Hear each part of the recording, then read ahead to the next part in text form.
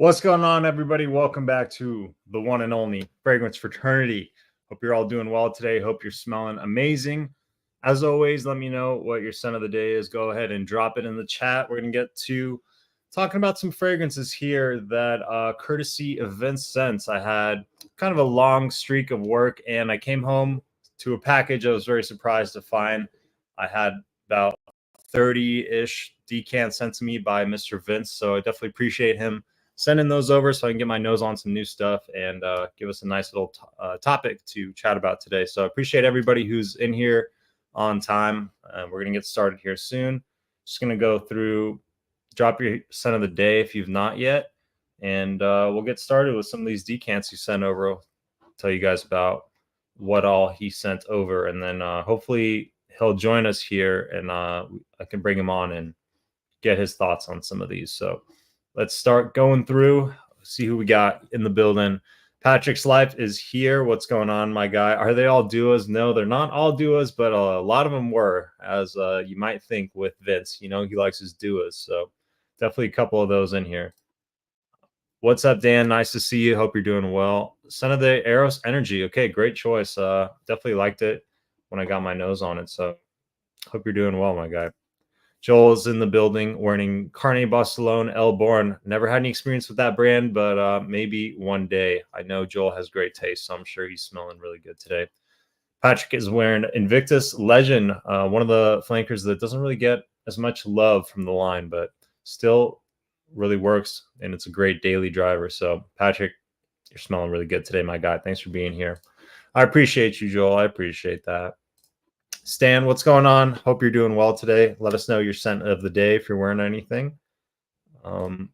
Vince is here. Cool. So let me drop you the link, and then hopefully everything will go smoothly today. We'll see. Gian is here. How are you doing, my guy? Hope you're doing well. Let us know if you're wearing anything today. I appreciate that. I got a haircut maybe like a week or so ago, but you know, decided to use a comb for once in my life. So I'm trying to get my act together. You know, I'm going to have Vince on the stream. I can't be looking like a slob out here. He's pretty upscale kind of guy. So I'm just really trying to, you know, match his energy as well as I can. But, you know, can only fake it till you make it for so long. Rena Gibbs is a name I've not seen here before. So if you're new, welcome to the fraternity. Wearing Eros. Can't go wrong with that. Newt is in the building. What's going on, Newt? Wearing Creed Viking cologne. Well, you, sir, are smelling exquisite today. Won't be able to chat, but just listening in. No worries. I appreciate you stopping by. Alicia's here. Hello. Hope you're doing well. Let us know if you're wearing anything. Jason is in the building wearing Luna Rosa Carbon, a great scent to wear to work and really a great signature scent. A fragrance that I wear to work all the time. You're smelling great today, Jason. Really great choice. Scent of the day is Rafaka. Okay, I believe the baby cat version. Pretty good interpretation from what I hear. Amouage Lyric Woman. Yet to try anything from Amouage, but from what I've gathered, it's top tier stuff. So I imagine you're smelling pretty good today. Appreciate you being here. Greg is in the building. How are you, Greg? Thanks for stopping by. Scent of the day is Rasasi Fatan. Okay, I'm not familiar with that one. Is that one cloning something specific? Usually the Rasasis are. Cool. So we're going to bring Vince in just in a second here. He was hanging out backstage, and he's gone away to go count some money or something. And, you know, he's got the dollar bills raining down on him. So without further ado, the whole reason that we are able to have this live stream today, let me introduce you now, the one, the only VinceScents, everybody. Make some noise for him right now. The only VinceScents, everybody. How you doing, Vince? Hey, what's going on? We got that delay thing going on again, man. I hate to tell you that. Hey, what's going on? Yeah, I could hear it on your side. That's weird. How does it sound in the chat? You guys getting a weird delay? Because I can actually hear your audio that's delayed, and I could tell how that's annoying.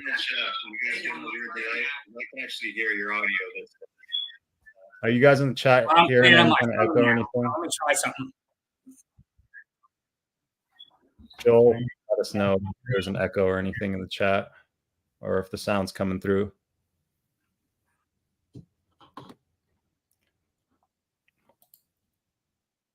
I'm starting to hear you now. How's it sound here now? Good. Okay. Perfect. Last time it did that for a second and started echoing. Now I'm getting that echo again. That's so weird. I don't know why it does that. Sounds better now, Stan says. All right. Well, we'll just start, and guys, if it gets really like wacky and out of control, just let us know in the chat. And then maybe what will fix it is if before one of us talks, we just have our mic muted. I think that might fix it, but it seems to be working right now.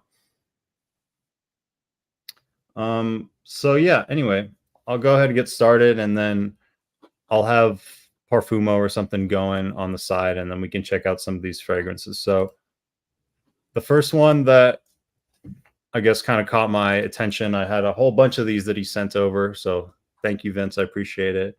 Actually, let me ask you before we get started, what's your scent of the day? I didn't even do mine yet either. Yeah, you're getting a lot of echo. You asked me my scent of the day? Yeah. All right. My scent of the day? This came. Look at this presentation. Is that Neff's? Yeah, that's Neff's. I pulled the trigger. That's a scent of the day. I got Congrats, man. clones and yeah. That's awesome. I know that you've been loving on that one, so I'm glad that you're able to get the real deal full bottle. I'm sure you're gonna get some really good enjoyment out of that. So hope you wear it in good health. I'm sure you're gonna be killing the game with that one. Michael, this is not working, brother. On my end, I'm hearing like double, double, triple. Okay. I'm gonna go out and come back in on my phone like I tried last time. If that don't work, it's just not gonna work. I don't know what the deal is. Okay. Yeah, I don't know why, because I've never had that with other people for some reason, but not sure. Oh well. We tried. Sorry, guys. Don't know why we're having that issue with him, because I've had some other people and never had that problem, but he'll try on his phone, and if anything, he'll just type, I guess, his thoughts. But first one that we're going to talk about is called Blue Oud. And I thought this one was pretty interesting because I've never really smelled a blue fragrance that combines with oud in this way. So let me pull it up here on Parfumo and we can take a look at it. I believe it's from Ahmed Al-Maghribi. Never tried anything from them before. So this is kind of my first time with them. I don't know if they have it on here. Doesn't seem. There we go. There it is. All right. Cool. You guys can see that. Perfect. All right. So let's give it a spray. Let me know if you guys have tried this one, if you have any experience with it. I've not tried any of these Ahmed Al-Maghribis. They've kind of been getting some popularity here lately. I know that they have one called Cough, which is like a really strong version of Fierce. I'm kind of maxed out on my Fierce, but a lot of people have told me to try that one. And I've kind of seen this Middle Eastern house pop up as of late. Don't really know where they came from or what their story is, but I'll try anything. So this one, it's a very wearable oud scent. So if you've been kind of like turned off from oud, maybe go in the StreamYard settings and make sure echo cancellation is enabled for both you and Vince. That's a good idea. Let me just double check that I have that enabled on mine. Audio, yeah, I do have echo cancellation on mine. I do have echo cancellation on mine. So this blue oud, it's supposed to be a clone of Jissa, I think is the name of it. It's called Jissa, I believe. I can pull that up in a sec. But basically you're getting Sauvage mixed with like a oud fragrance. It's a very wearable oud. It's clean. It's got a lot of lavender and bergamot, and it's very wearable. So a lot of times oud can be a little funky or a little bit challenging, difficult to pull off. Not here. I really like the freshness of it. Really like the bergamot, like citrus pop that it gets, and the quality is pretty decent. I actually ended up ordering a bottle of this. I really enjoyed it. And let me see if I can figure out what fragrance this is supposed to be cloning. I'm pretty sure it was called Jissa. Joel, do you know which one this is supposed to be a clone of? I can't remember exactly how you spell that. I think it's this. I'm pretty sure it's this. Imperial Valley Jissa. So I'd never have heard of this Imperial Valley either. Can't tell you how close it is, but the quality is pretty solid on these Ahmed Almaghribis. Not maybe as good as, you know, a Chanel or Dior, but it's in that kind of like mid-range designer quality. So very wearable. It doesn't smell super cheap or anything. I think definitely can get some good enjoyment out of this. I don't really have an oud fragrance yet that I've really gone with in my collection. I don't mind the smell of oud. There's some that I prefer more than others. But I really dig this one. I really enjoy how wearable this oud is, and you can definitely get the oud in there as well. It's just blended nicely with kind of like a Sauvage, basically, style of a blue fragrance. So really enjoyable, really wearable. It's gonna work out pretty well for me in a lot of situations. So again, this is the blue oud from Ahmed Almagribi, the first one I've tried from this particular house, and it's impressed me. Now I kind of want to get my nose on some more of them. I kind of I have my apprehensions sometimes about these Middle Eastern houses. Some of them don't have the best quality, but this one seems to be at least pretty decent. And from my like just one test spray, the performance was pretty good. So I'm pretty happy about them so far. Let me know if you guys have any experience with this particular fragrance, Blue Oud, or any others from the house.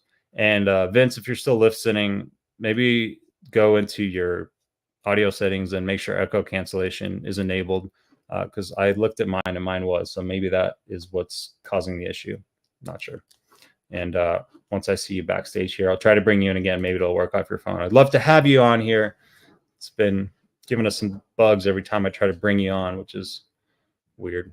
But you're like the one person I really want on here right now. But it's all good. We'll make it happen. It is what it is.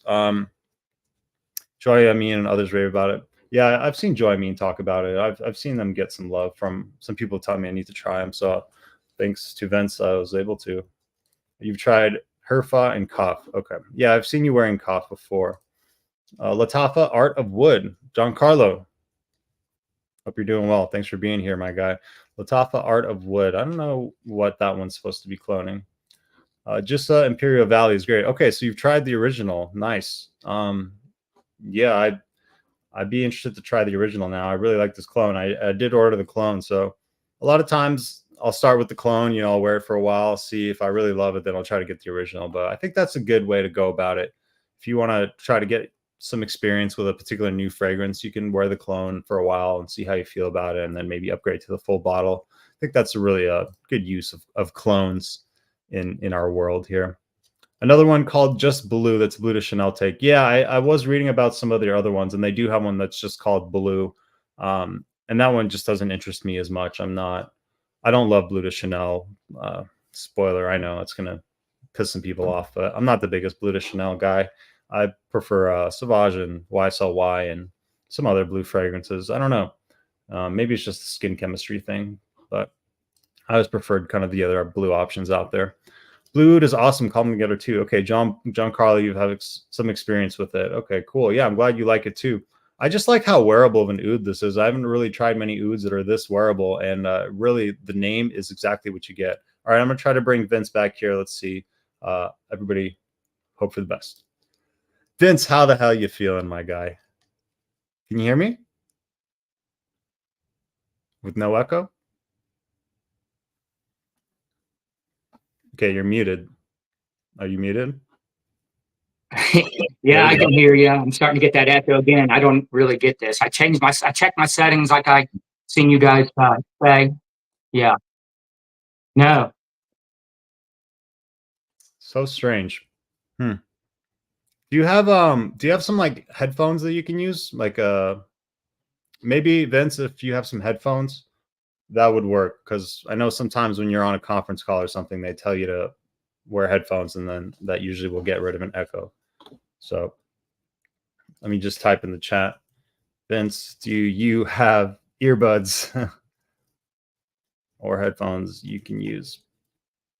Sorry, guys. Thanks for sticking through the technical things with us. I would really love to get him on, because we had this issue last time, and we just kind of thought it was a little glitch, but apparently it's something deeper. So we need to get it fixed. I really want to be able to have him on, and hopefully don't have the other people having it as a problem too. Do you find the Al McGreevy fragrance very Middle Eastern, more the Western appeal? I don't know. This is the only one that I've tried from them, but as far as this one goes, this one does have a Western appeal. It's kind of more of a synthetic oud, but you definitely still pick it up. But kind of like I've said a bunch of times, it is more wearable. It has the Sauvage type of blue deal going on to make it very usable in a lot of situations. And a lot of times oud is kind of something that, you know, you're not going to catch too many people wearing oud unless they're kind of into fragrances, right? So this gives you a melding of both, the best of both worlds. Oh, you meant Imperial Valley. Okay. Yeah. I know what you meant. You talking about the one that we were talking to about, rather. I honestly like Blue Chanel Parfum. I really should change my avatar. I don't even know I'm Blue Chanel EP anymore. I sold it off. Yeah, man, you got to change it to Prada Luna Rossa Le Parfum. Maybe I know you've been rocking that one, or Armani Code Parfum. I know you've been into that one lately. Yeah, I thought in my mind like Blue de Chanel Parfum was my favorite one. I actually tried it on skin at Sephora, and thought it was kind of funky. I don't know. You know, it's just not for me. I think they're a little bit overhyped, but if you love them, wear them. They are expensive. I don't want to make you feel bad that you spent a lot of money on that fragrance. And I know a lot of people love them, and they do smell pretty good in the air. Just whatever for me, off my skin, I don't vibe with it as much. All right, third time is the charm, people. Fingers crossed. We're gonna get my guy up here. All right, how's the echo? All right, I got headphones on now, but guess what? I'm still getting echo. I'm on my phone. I don't know what else to do here, Still brother. in your headphones, you're getting it, huh? Yeah. So weird. Yeah. I'll be in the chat. Sorry, brother. Okay, it's okay. Yeah, what can you do? I'm gonna have to get with him and just do a private stream, and we're gonna just have to figure it out one time. But he'll be chatting with us here. All right. So anyway, that was the first one. That was Blue Oud. We got a little hung up on that one because trying to get the technical side of things figured out. But anyway, let's go to the next one here. This next one is a bit of a different scent profile. It's called Spicy Amber. I'm not sure who created this one. I think this might be a Dua. Spicy Amber. Is this a Dua fragrance, Vince? This amber spicy, or is it Spicy Amber? It's called Spicy Amber. I think it's a Dua. Spicy Amber. Let's see if we can track it down. I know it's very exciting watching me search for the right fragrance as a viewer, so appreciate you guys, your patience with this. My live stream game could be better. I'm working on it. I see Spencer's live streams, and I see Ross's live streams, and I'm like, man, these guys are so smooth. I'm over here. I got audio issues. I can't figure out the right fragrance. You know, I might just have to stick to the long form content and leave the live streams to the experts. You know, I can't imagine it's too entertaining for you guys to watch me struggle. But maybe you like to watch me squirm. So, you know, maybe that is fun for you. So, Vince, is this Amber Spicy a Dua? Let us know in the chat so I can try to find it and pull up the notes. I appreciate the vote of confidence, Stan. I just like to give myself a hard time. That's my favorite form of comedy, is, you know, self-deprecation. Vince, what is this Amber Spicy? I'm gonna start talking about it and smelling it while you hopefully let us know where it's from. Anyway, Spicy amber. So yeah, basically what you would think of the name, right? A spicy amber fragrance. But I like that it's not overloaded with this kind of vanilla tone. I was learning a little bit about fragrance creation, and I was watching some videos yesterday, and basically a prominent way that they make amber is they take labdanum and they take vanilla and they make some kind of combination of those two, and that's how they create amber. I'm sure there's other ways of making amber, but that's basically the way that they were describing this basic little course that I was watching. So I like that this one isn't overloaded with vanilla. It doesn't dominate. It's got a pretty decent blend to it. He's saying it's Matière Premier's Encens Suave clone. That's quite a name. Let me try to pull that up for you guys here. Who's the company that did the clone, though, Vince? Is it a Dua? Oh, French Avenue. Okay, French Avenue. Interesting. Yep, never tried anything from French Avenue, so this is the first time with them, and they don't seem to be on Parfumo as many of the clones sometimes aren't. Let me try the real one. Let's try the real one. Matière Première Encens Suave clone.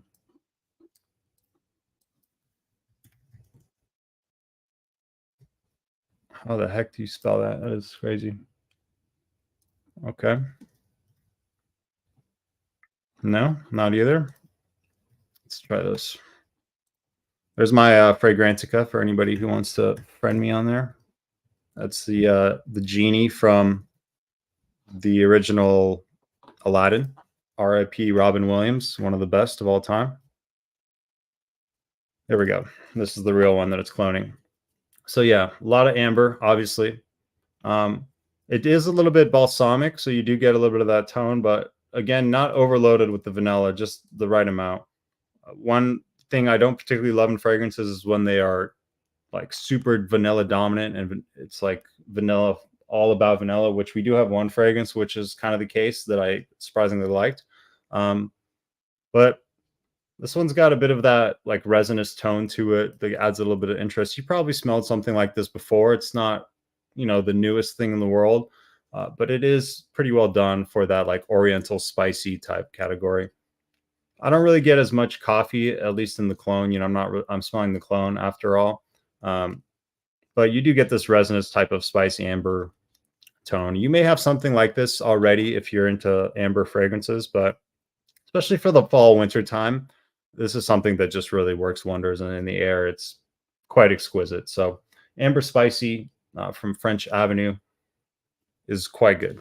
And I do enjoy it. Not sure that one is going to be one that I'm going to want to jump and get a bottle of, but I did think it smelled good. And I think for some of you amber lovers out there, if you've been looking for affordable amber fragrance, that's definitely a decent one to check out. And that is what it's cloning right there.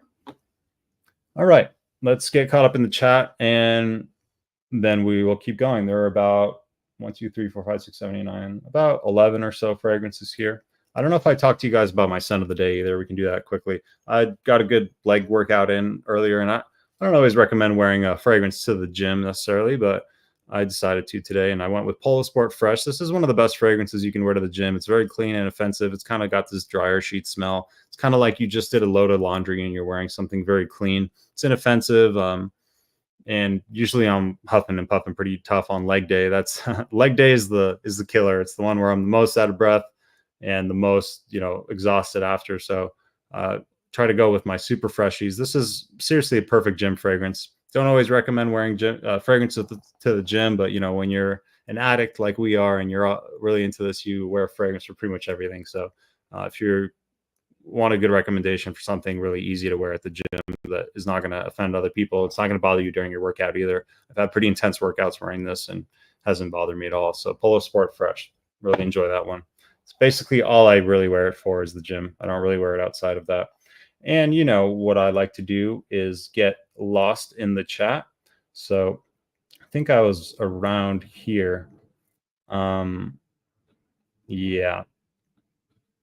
All right. So we got somebody with a political username, which I don't really get into politics on this page. So I'll just read the comment, but I'm not going to pin it.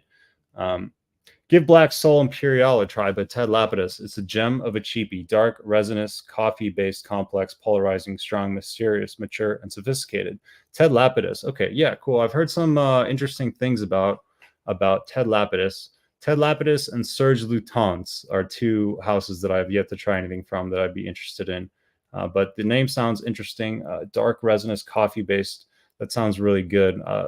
Amore Cafe has kind of been on my radar. It's more on the gourmand aspect of things because I'm not always so into the darker kind of mysterious sense. Like Black Afghano was not for me. But good recommendation. Ted Lapidus is definitely on my radar. I'll have to remember Black Soul Imperial if I get a chance to ever get my nose on some of those. Just got Art of Wood. Very nice. Supposed to be a clone of PDM Altair. Okay, cool. Yeah, I know that Liquid Brun has kind of been a popular clone of Altair. Again, those vanilla forward type scent profiles. So pretty good for the fall, winter.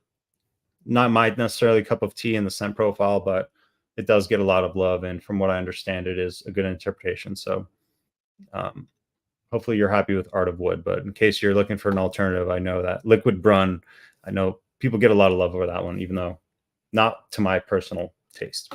Kind of smelled like a forest fire to me. I appreciate that, Stan. We like you the way you are. Okay. Very neurotic and corny. Perfect. I'll never change. Rome was not built in today, that's for sure. All right. Let's see. Matier Premier fragrance is a good smelling one. I got a clone of Matier Premier called Falcon Leather called Paris Corner Tawak. Okay. Yeah, those Paris Corners are pretty good as far as the clone fragrances go. I have a couple impressive ones from them. Falcon Leather. Okay, cool. Yeah, I've been really into the Tuscan Leather scent profile lately. I've realized it's kind of one of my favorite leathery type scent profiles as far as leather fragrances go. I've got a 10 ml of the Alexandria Bitter Soft. Really been enjoying that one. So I kind of want to try more stuff that's in that Tuscan Leather realm. I want to get my nose on Godolphin from PDM. I know that one's supposedly similar. Night Flow from Juice Box was a pretty good interpretation. And yeah, I kind of want to get my nose on some more Tuscan Leather. Ross gave me a good recommendation. Actually, two good recommendations. Baccio and Martel, for any of the people familiar with the Argos fragrances, he said is a really good one. And then also Parodies the Sens Bliss. So those are two kind of Tuscan Leather fragrances. Yeah, Victory Elixir is the only vanilla dominant fragrance I can tolerate. Same right there. Actually, Victory Elixir is probably my favorite vanilla fragrance and one of the few that the vanilla is super prominent that I really enjoy. That and Tobacco and Tonka Bean, and then Ultra Red from Paco Rabanne is really vanilla dominant too, but mixes with that blood orange and something. I don't know. I want to figure out what makes that Ultra Red vanilla the way it is and why that vanilla smells different than like a Nishane Ani. And I want to try to get stuff. I like Paco Rabanne's vanilla, I guess. Maybe that's something to do with it because the two vanilla fragrances that I really like are both from the house of Paco Rabanne. So maybe the vanilla oil that they're using or something like that, I tend to favor. I'm thinking getting one from Tizian Trenzi Ludano Nero. Okay, let us know what's the deal with that one. Hidden Gem, Maison Alhambra Roman the 7th, clone of Homage Opus the 7th. Wow, that is a deep, deep cut right there, Giancarlo. But you know what? I really trust your taste. And if you say it's good, I bet it is. So I'm behind on the Homage game. I definitely am. Serge Lieutenant Santal Magicule. Okay. I got to start making a list of all these. I'm going to start writing these down. Just maybe a future scent split order or something. If you guys want to give me some recommendations of stuff that you've been loving lately or just stuff that you feel like, you know, gotta get my nose on before my nose gives out for good, let me know. Art of Wood is a twist on PDM Perseus. Oh, okay. That's not what I would think with that name, but that sounds good. That sounds really good. I do have Terradima's OG Ray, which kind of gets some similarities to that. So I'm kind of set on my Perseus DNA, I guess you could say. But that sounds like, you know, it's a really nice grapefruit and kind of citrus fragrance. So it's not necessarily the season for that right now, but You can never go wrong with that, especially as a California guy like me. You know, Vince always likes to give us Cali boys a hard time, saying that all we like is freshies. I mean, he's got a little bit of a point. I do have a lot of freshies. I had Polo Sport too. It's really good. Sadly, it doesn't last long, so I use it for the gym. Yeah, and this is the Polo Sport Fresh. From what I understand, the Polo Sport is pretty different. But yeah, this fresh one is like the go-to gym fragrance. Don't like any? No, I don't. I tried it a while ago. Kind of. I think my nose has changed a lot since then, but I didn't like it. It was too any fragrance that smells too much like a realistic vanilla extract, like like the actual vanilla extract. Anything that smells like real vanilla, I'm not really a fan of it. I more so like vanilla in the base, or as like a something woven in, like Le Male Parfum has vanilla, but it's not in the forefront. It's kind of worked in there. A lot. I mean, a lot of fragrances do use a tonka bean and or vanilla base. Um, try it with Isui Super. I do like Isui Super. Serge Lutens, Les Participes Passé. Man, these names. Sorry, Joel. And La Coche de Diable. La Coche de Diable, the devil's couch. Is that what that translates to? I doubt it, but all right, let me write these down. La Participe Passe. I sometimes say these French names like in Italian. I bet it pisses people off. La Conche de Diable. Maybe Serge Lutens is Italian. No idea. I've not tried those two. I love Jacques de Pille. That's definitely not Italian. Jacques de Pille. All right, I'm gonna have to look into some of these. Maybe when we run out of these decants, we can look into some of these fragrances that you guys are talking about. That'll give us something to talk about. What's the weather been like for you in LA? Oh, Patrick, you changed your thing to dark leather. Okay, cool. What's the weather been like for you? I thought it was getting cool weather in the last 2 days. We've gone in the 80s.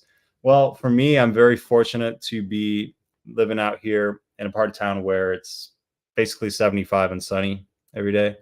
Not trying to brag, but thank God I live in a pretty cool place where it's essentially 75 and sunny pretty much every day so far. I haven't got much variation. So the cool thing though about a fragrance enthusiast is you can pretty much wear whatever you want throughout the year. So makes it fun. How's Goldfield and Banks Pacific Rock Moss? It's really good. I've actually tried that one several times, and I do have 2 other Goldfield and Banks. I think it's really good. I think if you don't already have something like it, which you may, it's worth getting. It's high quality, but it's very aquatic, very citrusy, very fresh. Think L'Homme Cologne Blue. Think Invictus Aqua, but not as sweet. Think of things in that style. Maybe like think Aqua de Jo Absolu. Not necessarily the same in scent profile, just the way that they wear. Very light, very airy, very fresh, watery, aquatic type fragrance. But it's really nice if you don't have a solid one that you enjoy in that style already. That's a good one. I meant I had the one that you have in the white bottle. Okay, so you do have the fresh. All right, cool. So you're talking about the same one. La couche de diable is the devil's diaper. Okay, interesting. Not quite the couch, but the diaper. Okay, very good. Let's go to the next one. So since we're kind of talking about this vanilla, let's talk about Nitro White. So I've never tried these Dumont fragrances. I know they've gotten some good amount of love and hype, especially the red seems to be the one that the people gravitate towards the most. And these have kind of come out at a time where I've told myself that I'm going to try to stop buying these like $30 to $40 fragrances that I kind of have amassed enough of them, and I should save that $30 to $40 and try to use it towards something that's like in the $100+ range. Try to get something really nice, because a lot of times 6 months later, these kind of mid-price fragrances, unless you really, really love them, they kind of go by the wayside and end up getting replaced by the other new stuff that you buy. So Nitro White, though, heavy on the vanilla, but it's got this gourmand cakiness. And this one is very, very strong. Very strong. Let me pull it up. It's got a bit of sweetness too. It's got a nice little kind of citrusy thing off the top, a little bit of like this 1 million type of thing going on just on the initial top, but after that it becomes a lot more like vanilla dominant. But surprisingly, I actually really like this one. So it says honey, vanilla, amber powder. I don't really get the honey that much, which is surprising because usually my nose is pretty sensitive to honey. But I don't get as much honey here. Maybe it's a bit of a more synthetic type honey. It is a little bit powdery. I would say that this is though creamy more so than powdery necessarily, but yeah, it does have a thickness to it. Definitely not a summer fragrance. Really nice in the fall. I could see this turning some heads though. Like this is the kind of scent profile that if you want to be noticed, if you want to, have people kind of asking you what you're wearing, if you're going out and maybe you're going to be, outside or something, you want something with some performance. This is strong. I tried this on my skin yesterday and it was almost too much. I liked it, but it was so strong. I think I was choking on my roommate a little bit. I had my hand in my pocket. I was just trying to like choke down on the projection, but it didn't matter. This thing is an unchained beast. So, it says it's a leather fragrance. I don't really know to my nose how much leather I get. Do you guys get a lot of leather out of this? Usually saffron comes off really leathery to me. I wouldn't think leather fragrance. I've not read this obviously yet. Let me see, make sure you guys can see what I'm seeing. Yeah, you can. All right, cool. Yeah, but I really just get like a lot of vanilla and some of this like myrrh and patchouli going on, and the musk. I get that as well, and the amber, but yeah, it's a good blend on this one. This is one of those vanilla fragrances I'm liking. Not really sure if I'll get a full bottle. I can't really see myself ever wearing this over something like Invictus Victory Elixir. They do kind of have the same role. I'm an enthusiast. I consider myself a fragrance enthusiast, not necessarily collector. I know some of you out there are like collectors and you want to try to get everything from every line, and no shade. It's just my way of going about it. I try to avoid redundancy unless it's a scent profile that I know I really like. Like, I have a bunch of stuff that smells like Sauvage and a bunch of stuff that smells like Fierce. I just like that scent profile, but I already know it's redundant. But this is really, really nice. And I think for the price that these go for, it's quite solid. So Nitro White, if you're looking for a nice gourmand, kind of like cakey, vanilla, ambery, musky type fragrance, I'm impressed with it. I'm impressed. It's better than I thought it would be. I was really expecting some like cheap crap from Dumont and just to be completely overhyped, but pleasantly surprised. So let me know if you guys have any experience with the Nitro White. Heard that Armani was kind of like Strong With You meets Code Absolute. That's interesting. No, I haven't heard that, but I don't get as much suede as I do from Code Absolute, and Code Absolute, that Armani Code DNA is it's a very distinct DNA, right? When you smell Armani Code, it's Armani Code, which has like something special about the way that they have the tonka bean mixing with the suede or something. But I get more Stronger With You than necessarily Code. Definitely get the tie-in with the Stronger With You. It's got the same level of sweetness, the same kind of thing going on. So I get the Stronger With You tie-in. Not so much Code Absolute. Kind of missing that suede nuance. It says it's a leather fragrance. I don't really get much leather. I definitely get the suede in Code Absolute. It was the one thing that kind of turned me off from Code Absolute. And then as my nose developed, I came back to it, and I actually really like it now. I think it's pretty interesting. Serge Lutens bumped him. Des foi, baptism of fire, unique and awesome. Okay, I'll write that one down. Giancarlo, you have not steered me wrong yet, sir. So I value if you say it's good, I believe you. I stopped buying $30 cheapies and just use that money towards high designers and niche. Yeah, and I kind of took that strategy, and I'm going to be a little bit of a hypocrite because I have bought actually a couple of fragrances in that price range, but I really like them, and I'll actually grab them. I'll show them to you now. They are both quite solid.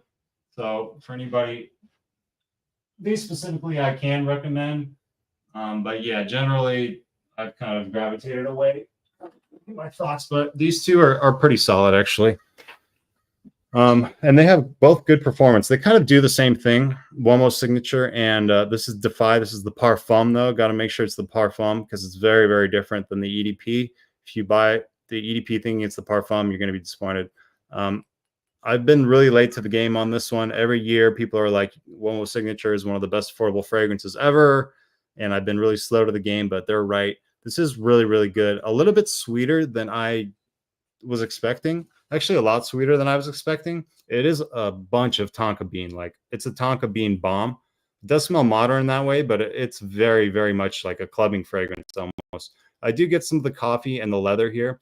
I think I'm becoming a little bit of a niche snob, so I wanted like a little bit more of that coffee and leather, more so than the tonka bean sweetness, which kind of makes it smell more designery. But I really do like it. I wore it actually to work the other day, and I've been wearing it a good amount here just to test it out, and I really enjoy it. Great performance, great projection, very much, you know, it'll turn some heads. It's got a sweetness. It's good clubbing fragrance, really. I don't think people talk about it as a clubbing fragrance, but when I smell it, I'm like, this is something that you would want to wear to the club or the bar or something where it's going to be noticed because it's very strong. And kind of in the same realm here. This one's a little bit more of a cacao and like a chocolatey feel to it, a little bit closer to like Bad Boy Eau de Toilette with a pink pepper sweetness mainly is what you're going to get here. And then you get that nice cacao, like chocolatey base, but both are about the same performance, about the same price, and great longevity. And if you enjoy like the more youthful fragrances, those are both pretty solid, which I do. So I like those kind of fun, playful ones sometimes. Ross thinks Nitro White and Honor and Glory are redundant to each other. Don't think the same. I've never tried Honor and Glory, but I understand that one. I think it's supposed to be an pineapple upside down cake, if I'm right. And I don't really get pineapple at all. I'd get the cakiness, but yeah, I mean, I imagine they are kind of redundant. I imagine Nitro White is pretty redundant to a lot of really like sweet vanilla ambery fragrances. It's not like an uncommon DNA, but it is well executed. So unfortunately, I've never tried Honor and Glory, but you know, I would assume that if you have a decent sized collection and you have a really like sweet vanilla that you really like, it's probably going to be redundant. It is on that gourmand vanilla cakey type vibe. My favorites from is Shergi. I love that clean hay smell. Okay. I've actually heard of Shergi. Not sure how I feel about hay necessarily. I do like earthy fragrances, so we'll see. I'd be interested from Shergi. Let's look up real quick. I wonder where that earthiness is coming from. Is it coming from a vetiver? Because sometimes the earthy vetivers are not my jam. I kind of prefer more so the patchouli earthiness. I'd be interested just to see where that kind of hay-like is coming from. Okay, maybe it's coming from the woods. Let's see what the note breakdown here. Okay, oh, it actually does have the note of hay. That's interesting. That's funny. I wasn't expecting that. So yeah, it's actual hay. So yeah, I probably have to try it just to even know, but I like the note breakdown. I mean, these are all pretty solid notes. Yeah, I mean, has the makings of a really nice fall fragrance from what it looks like.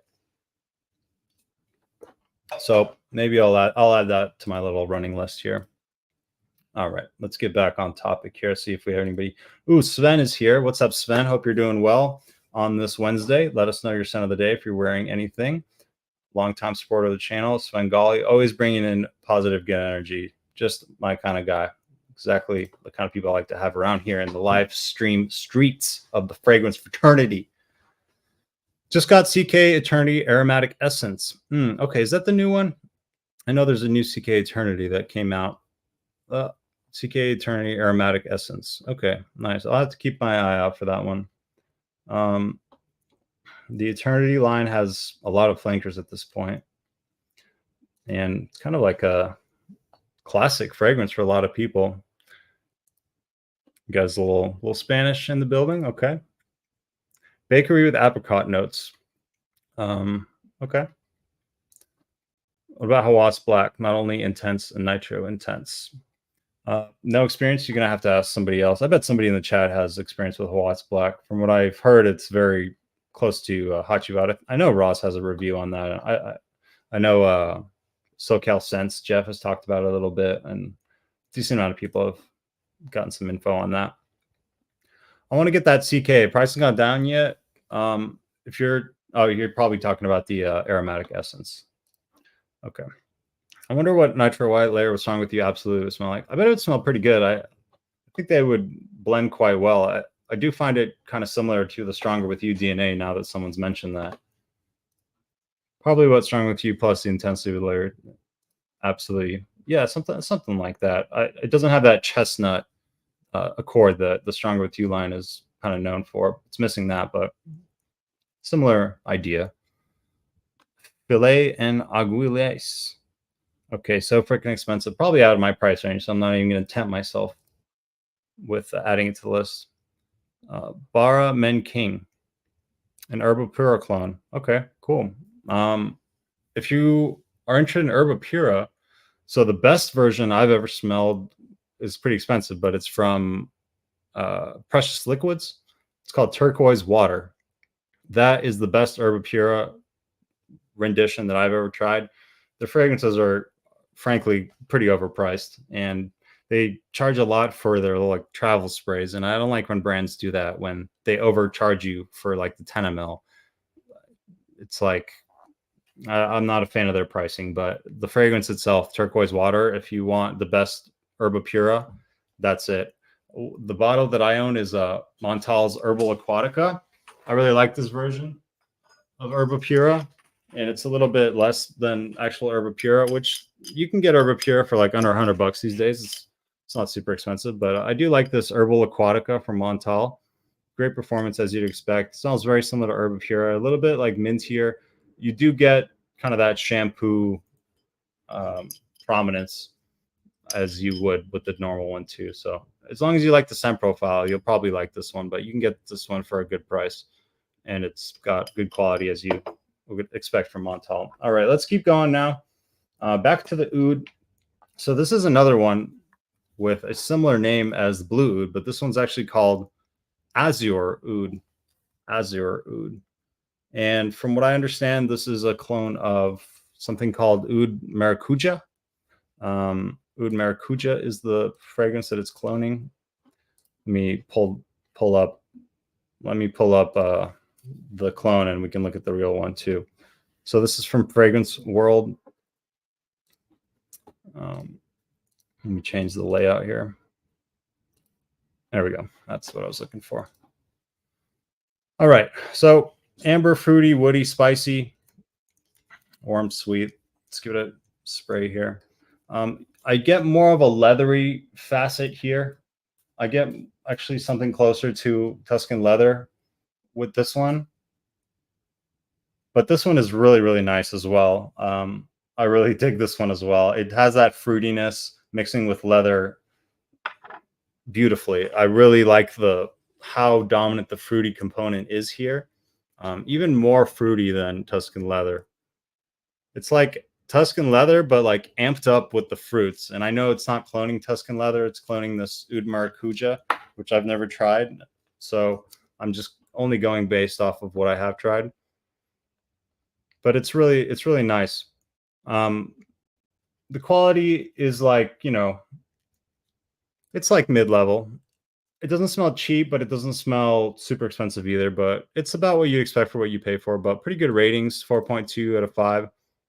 And I know the real one is really, really expensive, and this one is super wearable.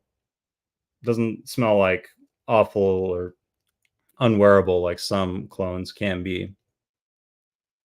Really nice. You do get a little bit of the saffron rose. It definitely doesn't make it lean too feminine or anything. I find this one as a pretty masculine fragrance, even though it is saying it's for women, but I don't really agree with that. I think this is unisex, if anything, maybe even leaning masculine.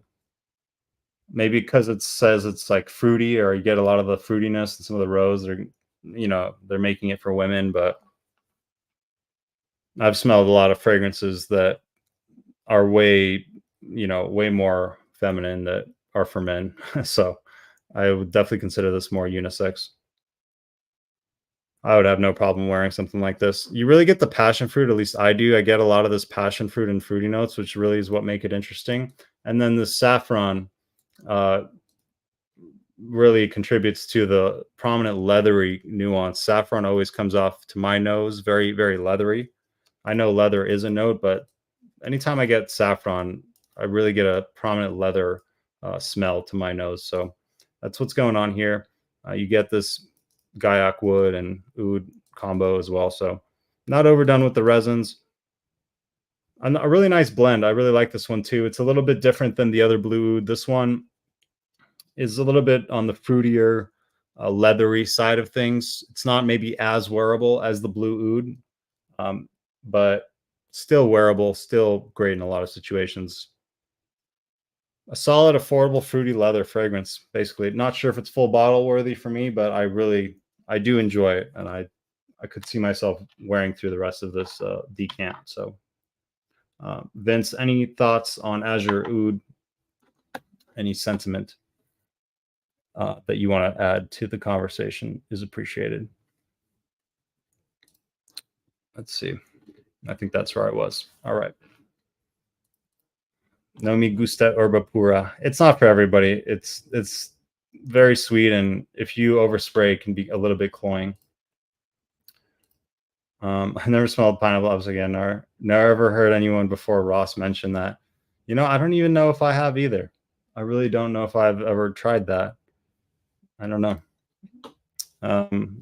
You bring up a funny point. I don't think I've ever actually had that. You guys actually eaten pineapple upside down cake? Yeah, that's pretty funny. I've never actually tried that. Do you think it's pointless to buy Nitro White if I already own 1 million Elixir or Night Vision EDP? Different profiles, but slightly feel like you could use in the same situations. I don't think it's pointless because it's pretty different from those. Especially Night Vision EDP is sweet, but not in the vanilla way. It's more of like that candied sweetness, and it's got a bit more spice.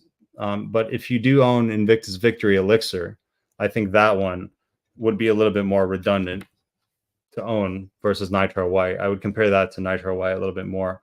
But I don't think it's redundant to any of those two that you listed. You could use them in the same situations, but if you like sweet fragrances, they're different enough to where they don't smell the same at all. They just both happen to be sweet, but sweet in different ways and with really different ingredients. So I would say no, they're not redundant.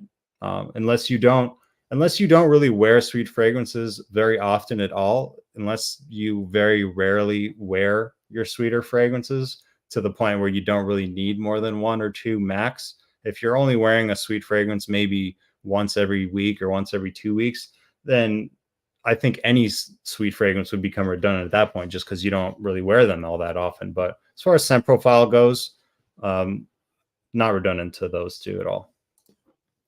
California boys don't want no hair or earthiness, just citrus or aquatics. Hey, now that's not true. I got some earthiness in my fragrance collection. Actually, I do like the earthiness. I like Hermes Eau Intense Vetiver a lot, and I got this one. I'll show you. Now you're calling me out, Vince. I gotta prove you wrong. Where is it? This one's pretty good. You guys see this one at Ross? It's worth considering. Antilles Vetiver. I'm not really sure how you say it, but great quality here. 97% natural origin of the ingredients or whatever. That's what they say. You can actually see that on the other side. It says that. And I figured, why not? It's a high quality fragrance. I like these Ralph Lauren fragrances, and I do like a good vetiver. A little bit more of a challenging type of note to wear. Not everybody's the biggest vetiver fan, but the way it comes across here is pretty nice, and it's got a good neroli to it as well. It's got a little bit of creaminess. It does kind of have a throwback style to it, and I'm talking like Eau Sauvage, like major throwback here. It's got that like old school fougere when they would use these kind of like Dior Sauvage, Eau Sauvage, like stuff like that, but made it a little bit fresher, and it's got some nice neroli to it. It's maybe not like my favorite thing in the world, but it does smell really high quality. And when I'm craving something with a little bit of that throwback style, good quality, I can always go with this one. I feel like if I wanted to resell this one too, I'd have no problem doing it. It is pretty rare to find. So I've been wearing it a couple times. I'm pretty happy with it, but yeah, it is really earthy actually. Let me see anything pressing here before we move on. I know you know Spanish if you live in LA. Very little, poquito, muy poquito. But yeah, it does come up. I mean, all the streets are in Spanish, all the cities are in Spanish, and most of the people who live here are Spanish speaking. So just kind of comes with territory, as you'd imagine.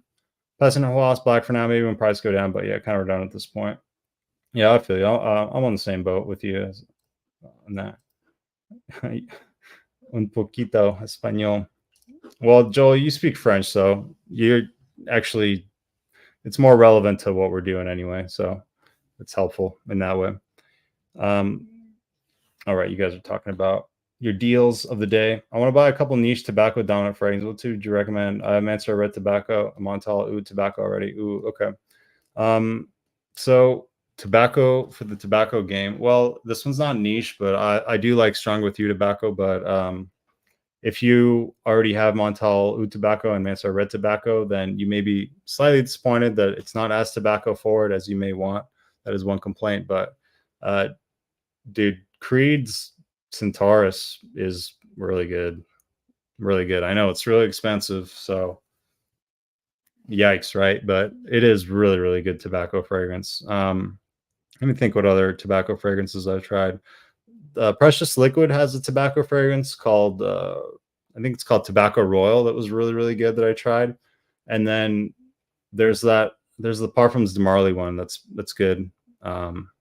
What's the tobacco Parfums de Marly? I think it's Carlisle. It's either Carlisle or Harrod. I always get those confused. One of the Parfums de Marly's got a good tobacco. I think it's Carlisle. So you may want to look into that one. But if you don't mind a little bit of that Stronger With You ambery sweetness, I like Stronger With You tobacco a lot. It's got some really nice spice, and it's got crazy performance. I'm talking like 15 hours plus. It kind of almost smells like more niche than a designer. So yeah, hopefully that gave you some good ideas. It's not the note I have the most experience with, but those are a couple that I like. Also, I know Day 3 has a tobacco fragrance called Philosophia. Personally, that was actually the fragrance that I cared for the least of them, but it does get some love from most other people seem to have that as their favorite. So you may want to get a sample of that and check that out as well. So hopefully give you some good pointers there. You can get your nose on some new stuff. Send a day from ELDO Armand Ames Coates. I would assume that one was in the sample set that I had. I'm gonna have to come back to that one and check it out again. I ended up getting the You or Someone Like You. I really like the mintiness of it. I've kind of been on the hunt for that mint fragrance, and I almost was like going to hold off and try some other stuff, but I was like, you know what? I got to be honest with myself. I love everything about this You or Someone Like You. I'll show you guys what I ended up going with. I like everything about it. So why would I wait and try something else when there's nothing I would change about it? This ended up being the one that I got a full bottle of. This and Remarkable People from last week were my two favorites. I really liked the way that this kind of smells like a mojito. It really has that mojito smell. If you like to drink mojitos, I have recently kind of gotten back into them. You get a lot of this green, but it's not old manish or anything. It's very fresh. It's very effervescent. It's Cali Boy approved. And you do get a very natural type of mint smell to it as well. It's very uplifting, fresh, quite nice. So I ended up going with that one. That's going to be the mint fragrance that I'm going to be rocking. Still want to get my nose on 3021 at some point as well. Let's see. Anybody else got some good? Yeah, let's see. Royal Tobacco. Okay, yeah. Oh, Homage Royal Tobacco. Okay. Sahara of Tobacco and Herod. Yeah, okay. It was Herod. I always get those two confused. It was Herod that's the tobacco one. Triumph of Bacchus is one that seems to get a lot of love within our little community of a community. So that one, maybe one you want to try as well. Triumph of Bacchus gets a lot of love. I haven't tried it personally, but I know a lot of people, especially some of the people in the chat, they rave about it and they really love it. So maybe one you want to consider as well. Let me see.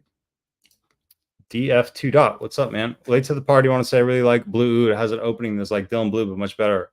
Dry down is a little oody and very good and interesting. Hell yeah, man. I'm glad you like it too. Yeah, I ended up getting a bottle of it, I was really impressed with it. I never smelled an oud that was actually legitimately like blue, like advertised. So I'm glad that you like it too. I thought it was really, really good, and no, don't have anything like it. So it was added to the collection and should be here in a couple days, hopefully.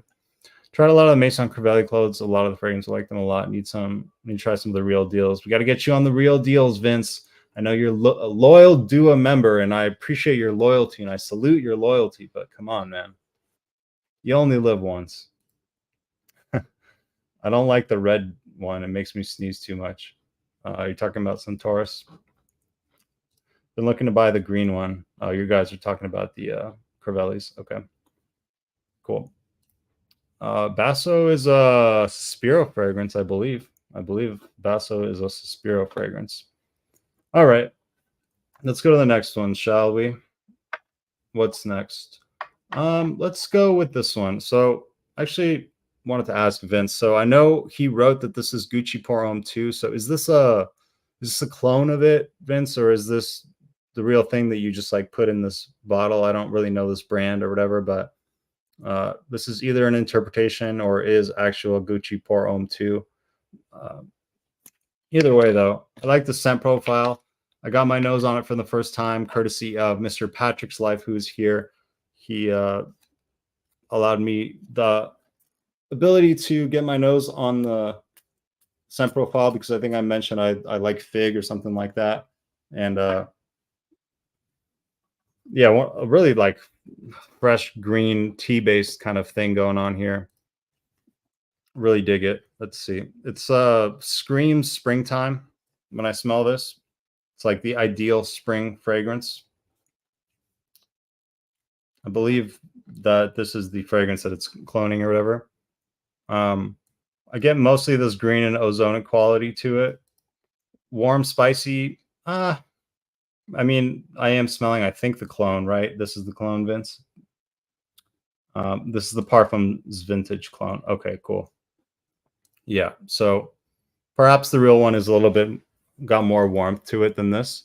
But I do get a lot of this violet leaf. Definitely get that. It's like a clean violet leaf, something that you would find in like a Burberry Touch, a little reminiscent of that. Definitely get this black tea accord, which I'm a sucker for any kind of tea-based fragrance. I really like the way that they wear.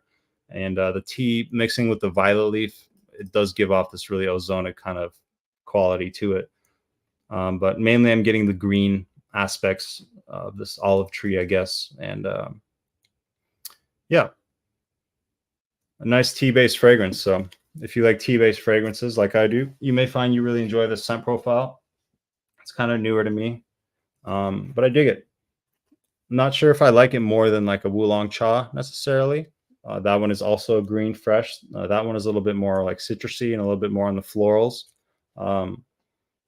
This one is more masculine version of something like that. So, and you get more of this violet leaf, which you don't really get at all in Oolong Cha. I don't think there is a violet leaf. So maybe if you want something a little bit more masculine, but similar to that Oolong Cha DNA, you go with this. But Oolong Cha is a special fragrance that is still yet to be dethroned as my favorite tea-based fragrance. So, but yeah, if you like Bulgari's Pour Homme, you know, maybe Gris Charnel, but this is much fresher than a Gris Charnel. It doesn't have all that cardamom and all that. It doesn't have the fig and some of the other nuances, but things of that style. Oh, I know which one we're doing next. Okay, cool. I know exactly which one we're going to do next. Let me try to get caught up a little bit if I can. Yeah, me either, man. Me either. I was only able to smell the decant because I got lucky in a giveaway basically, and I got those decants. I could smell them, and I got the Alexandria version of it.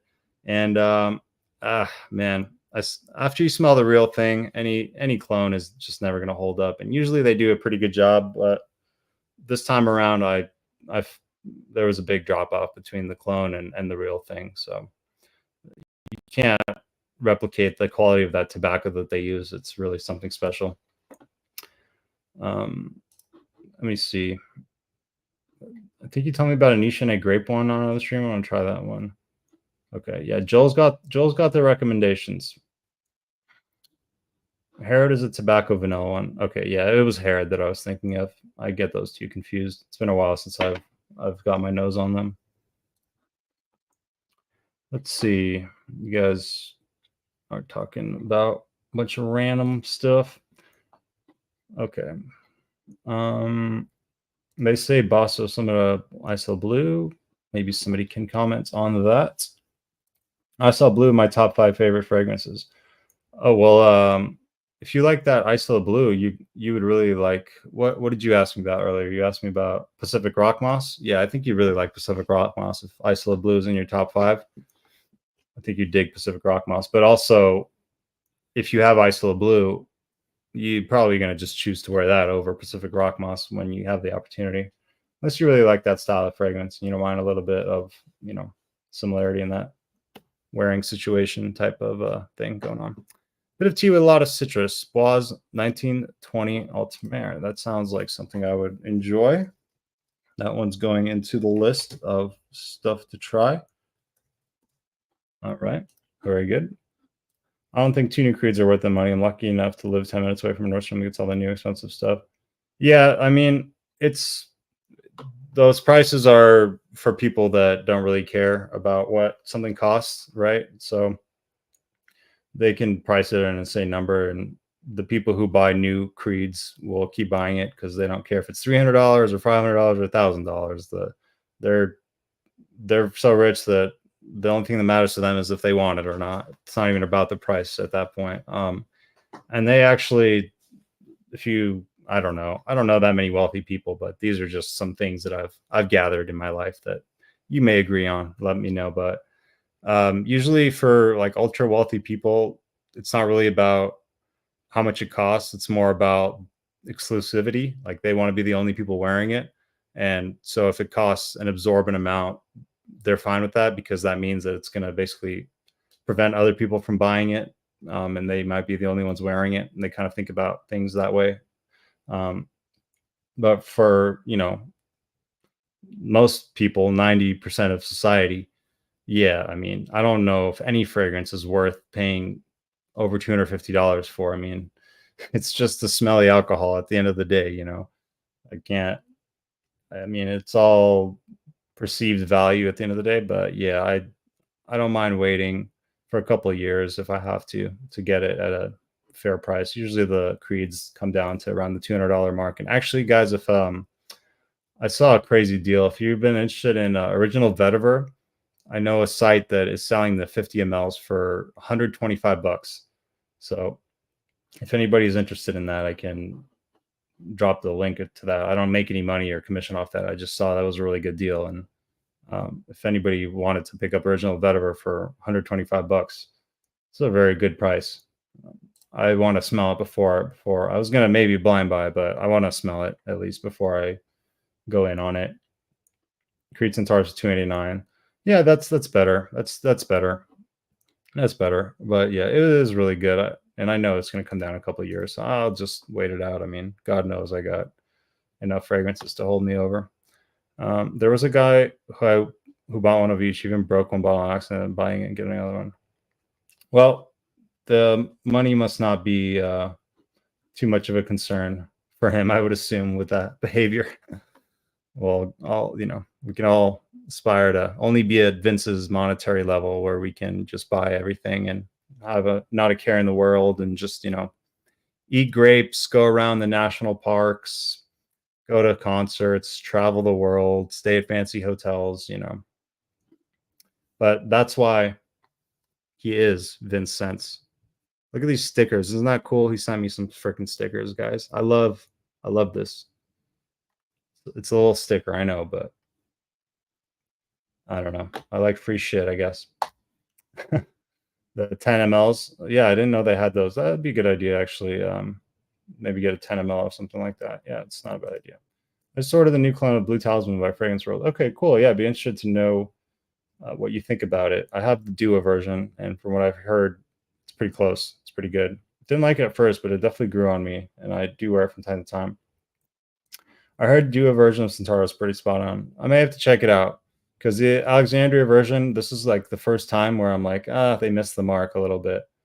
And it wasn't that they're like so far off, but it was just kind of missing like that tobacco in the woods, especially as it dried down a little bit. Kind of smelled more of this like bubblegum sweet cinnamon smell, to where the Crete Centaurus has a little bit of that, but you get a lot more nuance. You get a lot more of the tobacco. You get a lot more of the woods, and it's just overall, there's more layers to the fragrance, the real one, which is, typically what you expect. Anyway, let's go to the next fragrance. Enough rambling.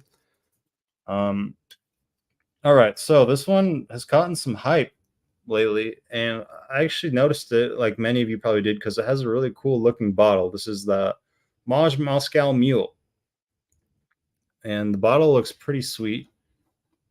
It caught my eye when I first saw it. I'll show you guys. Paris Corner, I believe, again. Yep, Paris Corner. So it's a clone of Blue Moon Ginger Dash by Killian. So now I want to kind of get my nose on the real thing, but this one is another perfect California fragrance. Vince really sent over the ideal type of selections for my life. He's gotten to know me pretty well and what I like by this point. And this one impressed me. It's it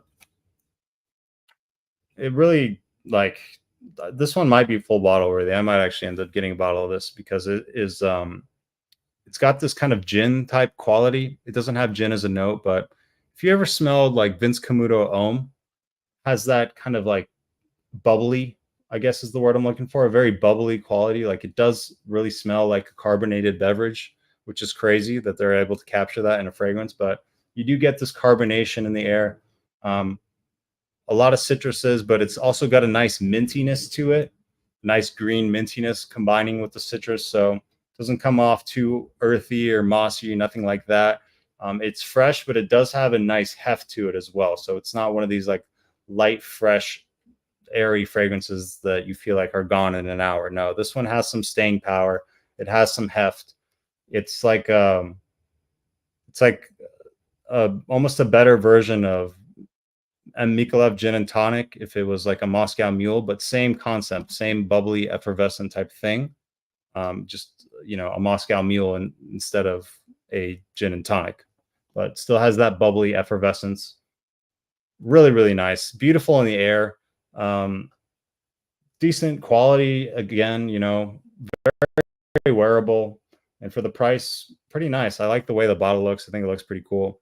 Makes me want to try the real one. The real one is kind of hard to find and hovers in that $200 price range. So for about a fifth of the price, you can pick up really nice interpretation. I may end up getting a full bottle of this one. Every time I smell it, I really love it. So we'll see. But yeah, Maj Moscow Mule. Have you guys tried this one? This one has gotten some love here lately. I know people have been kind of into this fragrance, and the bottle is very, very eye-catching. I'm hearing Do a Blue Talisman is off from the real deal, and they try the real one. Yeah, I mean, I'm sure it is. I don't know. All the clones they never really nail it 100%. There's always something different. But yeah, I'd be interested to know what your take is, Vince. We gotta try the real one, right? Because we gotta get our nose on the real one. We gotta do it for the people. Really like it. Got many compliments too. Yeah, I could see this being a really big compliment getter. This is interesting, but not challenging. I think most people would like this. It does have a nice maturity to it as well. It doesn't smell like old manish, but it doesn't smell too youthful or too playful. I think this is really well done. And it's got that nice green mintiness to it that adds a little bit of interest to it. It's not just like a citrus, woody, kind of boring freshie that you've smelled 100 million times over and over. No, this does have some character and has an identity of its own. And I love ginger fragrances in general, so this is definitely right up my alley. Yeah, I may end up getting a full bottle of that. Not sure, but it didn't. I do have some other stuff that maybe, a little bit more similar, whereas the Blue Oud, I don't really have any oud fragrances that I like to wear. So that one, it was kind of filling a hole in the collection or whatever. Whereas this one, I may have some other stuff like it, and I did order that You or Someone Like You, which is kind of in the same vein, right? It's this minty, fresh, effervescent type of soda type thing. So maybe a little bit redundant, but I may end up getting a bottle of this. We'll see. I want to try the real one and see how close it is and kind of compare and see the price of the real one. Anyway, let's see. Another one that is spawned on is a version of Triumph and Bacchus by Argos. I believe Dua. Transit same, actually better performance. Many side by side. Okay. I may actually start with the Dua version then, because I've never tried that and I'd like to. And if you're saying it's pretty close, it'd be good to try. I got 2 new Paris corners, Banana Bliss and Tiramisu Speculoos, both really surprising with Banana Bliss is addicting. I think Vince sent me Banana Bliss. He did send me one banana fragrance, and I was expecting to like it, but I didn't really care for it. It was a little bit, it kind of was like a little bit headache inducing to me. It was a little like too synthetic and too, a little too synthetic and a little bit headache inducing. I don't know if that's the one that he sent. He did send me a banana fragrance though. Do you remember, Vince, what banana fragrance that you have that you may have been the one that you sent me? Was it this Banana Bliss? Anyway. All right, just a couple more here. Let's see, what should we do next? Ooh, we'll do this one next. So this was probably one of my favorite ones of this whole thing, but you can't even get it, unfortunately. So this is Atlantic Sea Electrique, which is essentially a fusion of Bulgari's Aqua Atlantique, or just actually the original Aqua minus some saltiness. So Bulgari Aqua minus saltiness plus Blue Electrique. Let me try to look this one up. Aqua Atlantic Electrique. I mean, I like Bulgari's Aqua. I haven't smelled all the different ones. Thanks to Patrick, I was able to get my nose on the Atlantique version, which I really loved. And from what I gathered from this, I don't know if I've ever smelled the original Aqua, but I mean, it's right up my alley as far as aquatic fragrances that I like. So, and I do like that it got rid of the saltiness. I'm not always a huge fan of things being really salty in fragrance. So I think I like the fact that it got rid of the saltiness. And, you know, Blue Electrique is in my top 5 favorite fragrances. So I'm going to love that. And you can tell I got a decent amount of use out of this. I'm kind of savoring that last bit. I'd like to buy this. They don't have it on their website anymore. But yeah, I love this.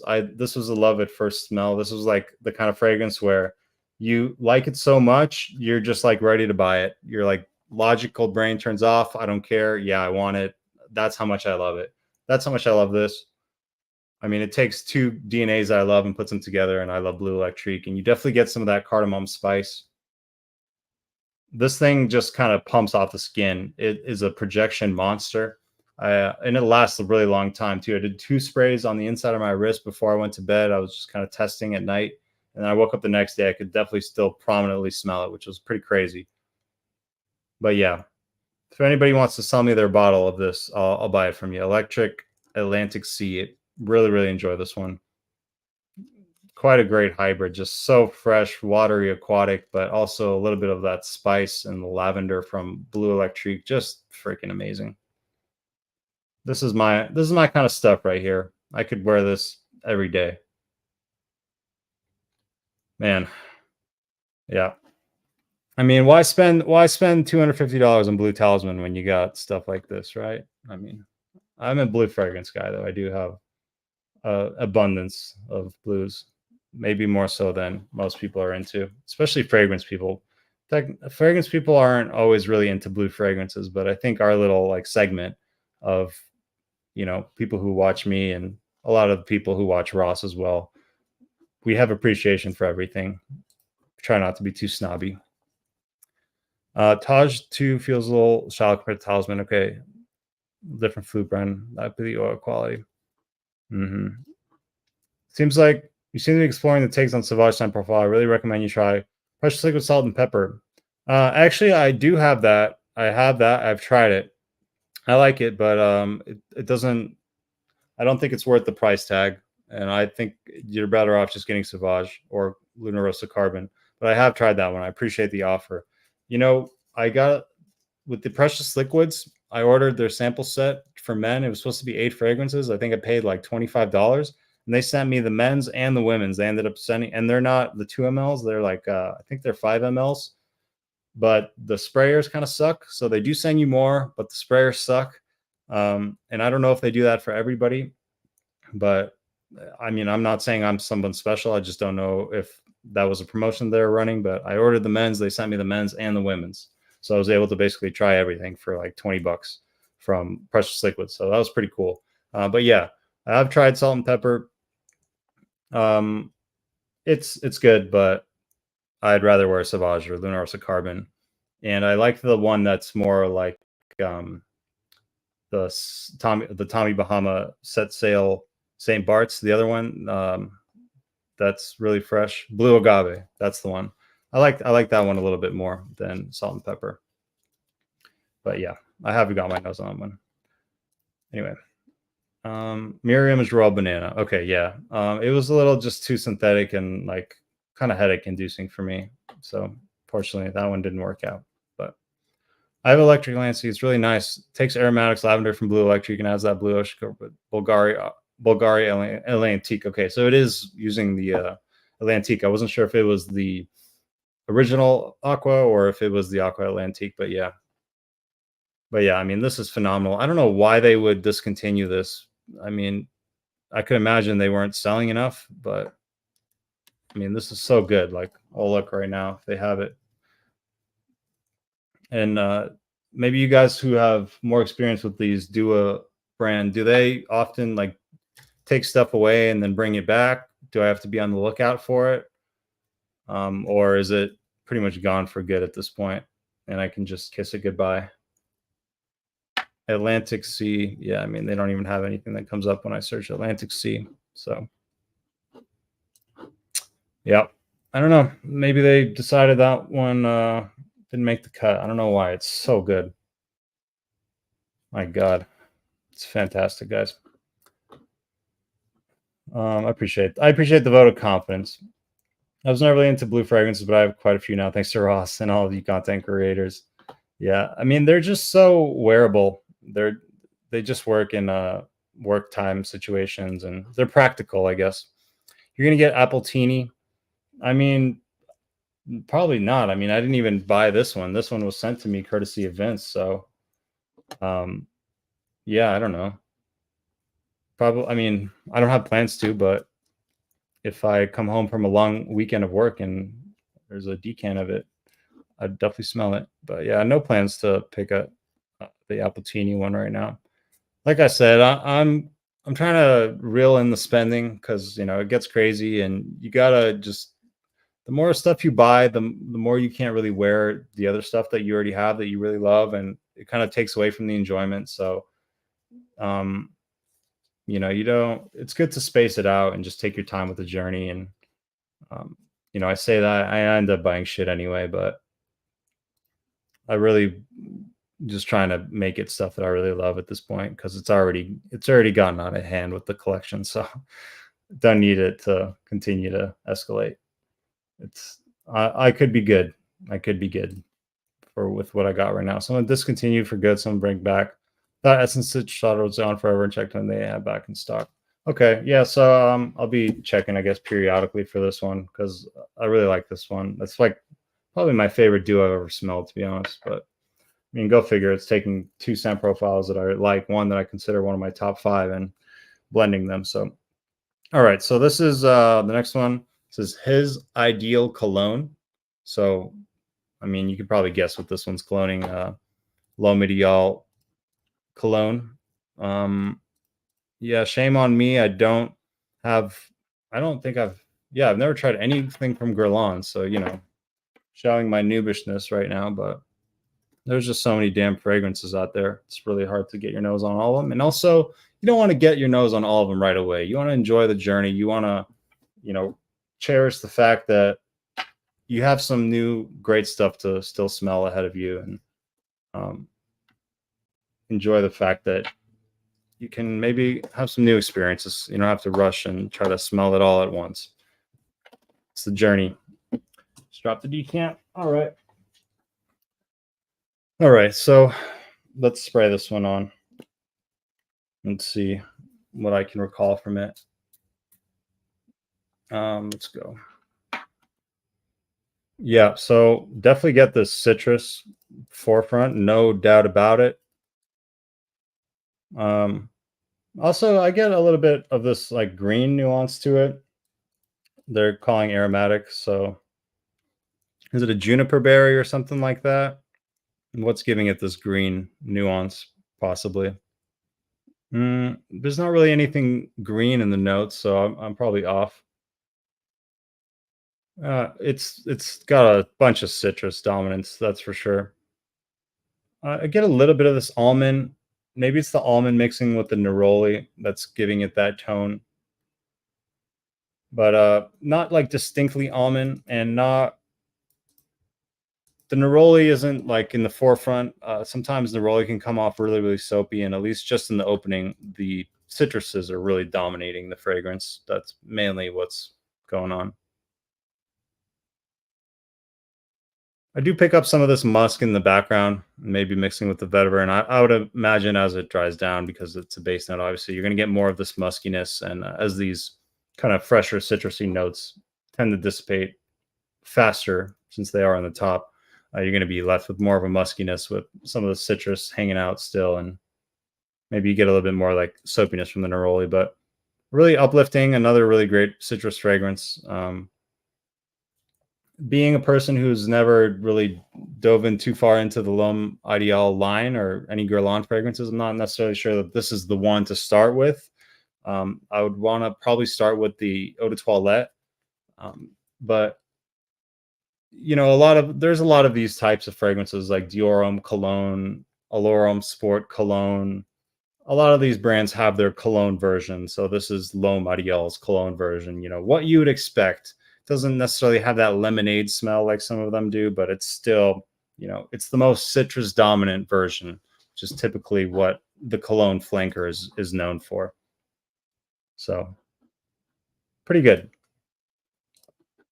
Pretty good overall. Don't know if it's full bottle worthy. I do have a lot of fragrances that are citrusy in that way, but it is pretty nice. If anybody's interested in alternative to L'Homme Ideal cologne, his ideal cologne, I believe, is probably a Dua. It's a good alternative. All right, just a couple more here. Let's do this. Let me see if I'm super behind in the chat or not. No, I'm not. It seems relatively okay. All right, so the next one we'll do. This one caught my eye, obviously, as you can tell, with the color, called Purple Ticket. I'm a big fan of the color purple. The color purple has more or less become the color associated with our family. My brother's wedding had a lot of purple, and the fraternity that I was in college, actually, their main color was royal purple. So purple's kind of been, I guess, the color that has been associated with my family here lately, or at least we've decided that our color is purple. So Purple Ticket from, I believe, Dua. So this is their inspiration of Ralph Lauren's Purple label. Let me pull it up. I think it's a Dua. Okay, getting every pop-up in the world. Let's see, Dua fragrance. Let's see, hopefully that'll come up. Maybe it's not Dua. Maybe it's not. Let's see. If it doesn't come up, then we'll just look at the real one. Purple Ticket. One-way ticket. Not sure about. Okay, we'll just look at purple label. I'm pretty sure that's what this is supposed to be cloning anyway. So a lot of people say that this is also similar to Bleecker Street from Bond Number 9. Only briefly tried this one, and the color purple does come to mind. This fragrance, I wasn't sure really how to feel about it, and I'm still not like sure how to feel about it. I don't dislike it, but I don't like love it. and it doesn't really have like a distinct anything that really captivates me, I guess, about it. I did wear it and I got it. Like I like it. I like it. It just doesn't like move me that much, I guess. So I didn't really get the scent profile at first. I didn't really understand what was going on, but I kind of get it now. It's not blowing me away, but it doesn't smell bad. I just don't know if I would really choose to wear this over some other stuff. But I think it's also a profile that may take some time for me to understand, and I will need to wear it maybe a couple more times before it really clicks. It's also, it's pretty different than other stuff that I've tried, and the woods don't really dominate it. You do get a fruitiness, but it's all very it's all very smoothed out. It's all very kind of uniform. It's a little bit like sterilized a little, which means it's a good blend or whatever, but it also can be a little bit nonchalant in that way. It is a little this Purple Label is a little bit of an older fragrance, 2003. I think this green coriander is something that sticks out because I don't really have a lot of familiarity with that note, and this was really different smelling to me. So I assume that that's kind of where the difference lies, is in this green coriander. Yeah, it is a really nice fragrance. I think I just need to spend a little bit more time with it before I can really get an appreciation for it. From Sensual Obsessions. Okay. Sensual Obsessions. Let's see if we can't keep up with all these different clone houses that you're repping over here, Vince. Sensual Obsessions. Let's see. Do they give you any more info in it? No. This website has got a lot going on here. No, they don't really give you any more info on their website, but yeah. You guys know, you have experience with Purple Label or Bleecker Street? Do you guys like it? What do you guys think about it? I'm kind of lukewarm about it. I like it, but it's not wowing me. But Vince is saying it is pretty close. It is a little different. A little fruity, a little woody. It's solid. Don't know if it's full bottle where they didn't wow me. Like, it didn't blow me away like some of the other ones, but I do like it. Should have sent you the real one. Oh, it's all good. I'm happy to just get my nose on it. You ever tried Bonham on Bleecker Street? Yeah. So that's the kind of the one that says they can get compared to. But Vince is saying they don't smell the same. Okay. So you guys didn't see any of that. But yeah, this is the Sensual Obsessions website. They don't really give you too much info other than the cost as far as what the notes are or anything. But yeah, I don't really have much experience with Sensual Obsessions. Don't really know much about them. But quality is decent. I would say I'd put it on par with like a Duo. It's like the same, I would say, level of quality. Wearable, but not amazing. But definitely wearable. But, mid-level designer type stuff. But that's funny that you don't think Bleecker Street and Purple Label smell the same. I swear everybody's like saying that they do. Got to try them, I guess. I know Henry, who's usually here, he's probably still working. He has Purple Label, but probably 30%. Wow. So really, really different. Of course, you didn't like it. It's not such aquatic. It's not that I didn't like it. I do like it. It's just it didn't blow me away. It didn't move me. It didn't really I wasn't like, wow, this is amazing. I have to own this. I didn't feel that way, but I do like it. Yeah. Anyway. All right. Let's keep going here. This one I actually was going to ask you about, Vince, because I don't know what this is, and I couldn't really figure it out. So this is RM Olay. What is this? Let me know what this is. I don't know what that stands for or what that's supposed to be, but yeah, Henry's a true OG. He has been here since the beginning. Like, probably one of the first 20 people or so.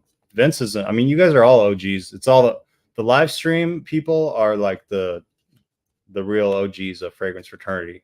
Because because the majority of the people who are subscribed to me don't watch these live streams. They just watch the long form, which is cool. Whatever. I mean, you got to really be into this to watch the live streams and kick it with me. All right. What is this RM Olay? Ramon Monegal Olay. Okay. Olay. Let's pull it up. Now this one is different, but I dig it. I dig it. It is different. Let me see before I cheat. Kind of getting a grape vibe from it. Maybe that's because I'm smelling that purple ticket and I'm thinking grape and purple now. I do get like a grape soda vibe from it though, a little bit. Maybe I'm tripping.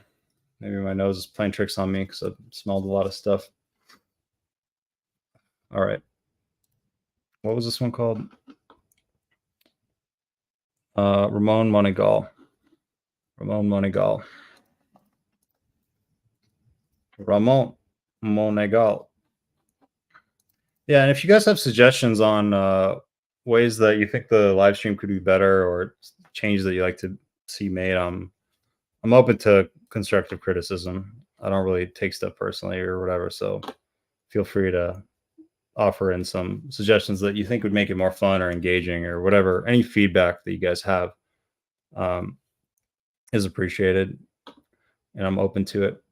Anyway, fruity sweet, definitely. I mean, I like sweet fragrances. You guys probably are figuring that out by now, but it's probably why I like this so much. Fruity sweet. The bottle looks a little like feminine, doesn't it? Doesn't this bottle look a little girly? You guys can't even see what I'm looking at. Yeah. First piece of advice, dude, figure out how to run a live stream. Okay. All right. I swear that's not the first time I've done that where I think you guys are looking at it. You're not. Pretty sweet, woody, fresh. Yeah, definitely sweet, but I like sweet. What can I say? Yeah, but doesn't that bottle look a little like feminine? I think if I had this, that looks a little girly with the gold and the purple to me, but whatever. 3.75 out of 5. Pineapple, raspberry. Ooh, dates. Another fragrance with dates. I think this is kind of becoming one of my favorite notes. I know the One Luminous Night has some dates, and I really enjoy that feature in it. Definitely get this pineapple raspberry thing in the top mainly. Probably more of the woods as it comes down. I mean, I bet it does have a feminine lean to it. I don't know. I like fruity, like kind of feminine fragrances sometimes, so I'm probably a little partial to it. It's really good. This balsam fir and orchid kind of make it different than like Mancera Sicily is a really fruity, fresh type fragrance. But this one, you get more of this balsam fir, you get more of the musk, and you get more of this orchid. It's more on the floral type thing, not as citrusy, I guess, even though it does have like a pineapple note. But yeah, I dig this one. Is this a clone or is this an original?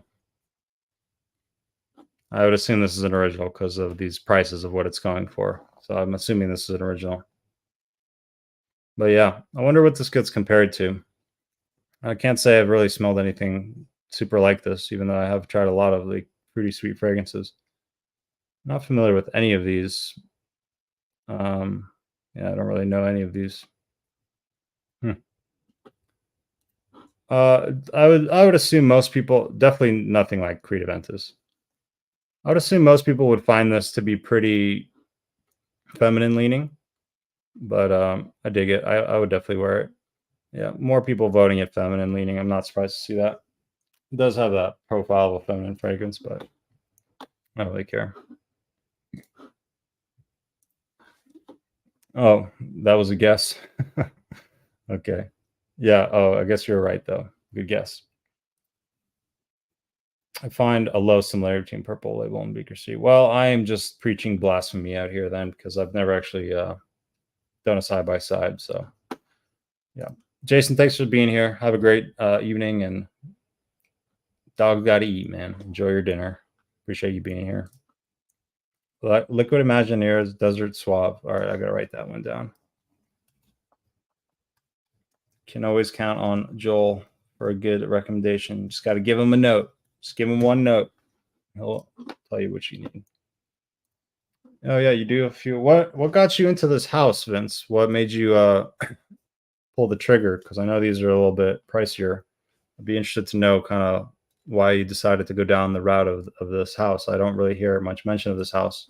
Never actually heard of this house before, but I do like this one. I'm gonna put this one off to the side. Give it a wearing. I don't know if I've actually tried that one on skin yet. All right, we got one more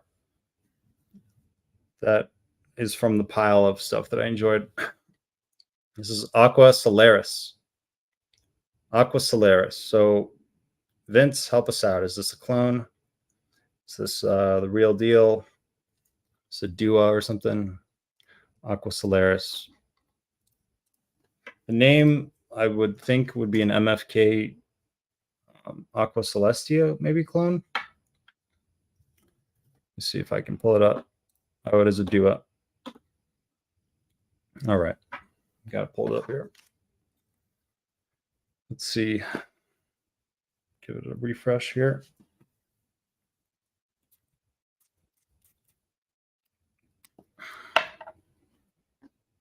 Ooh, whoa. Oh, man. That was strong. I sprayed a lot.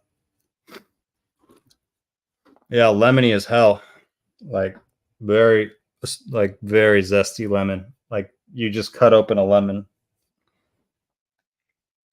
Oh my gosh. This is strong.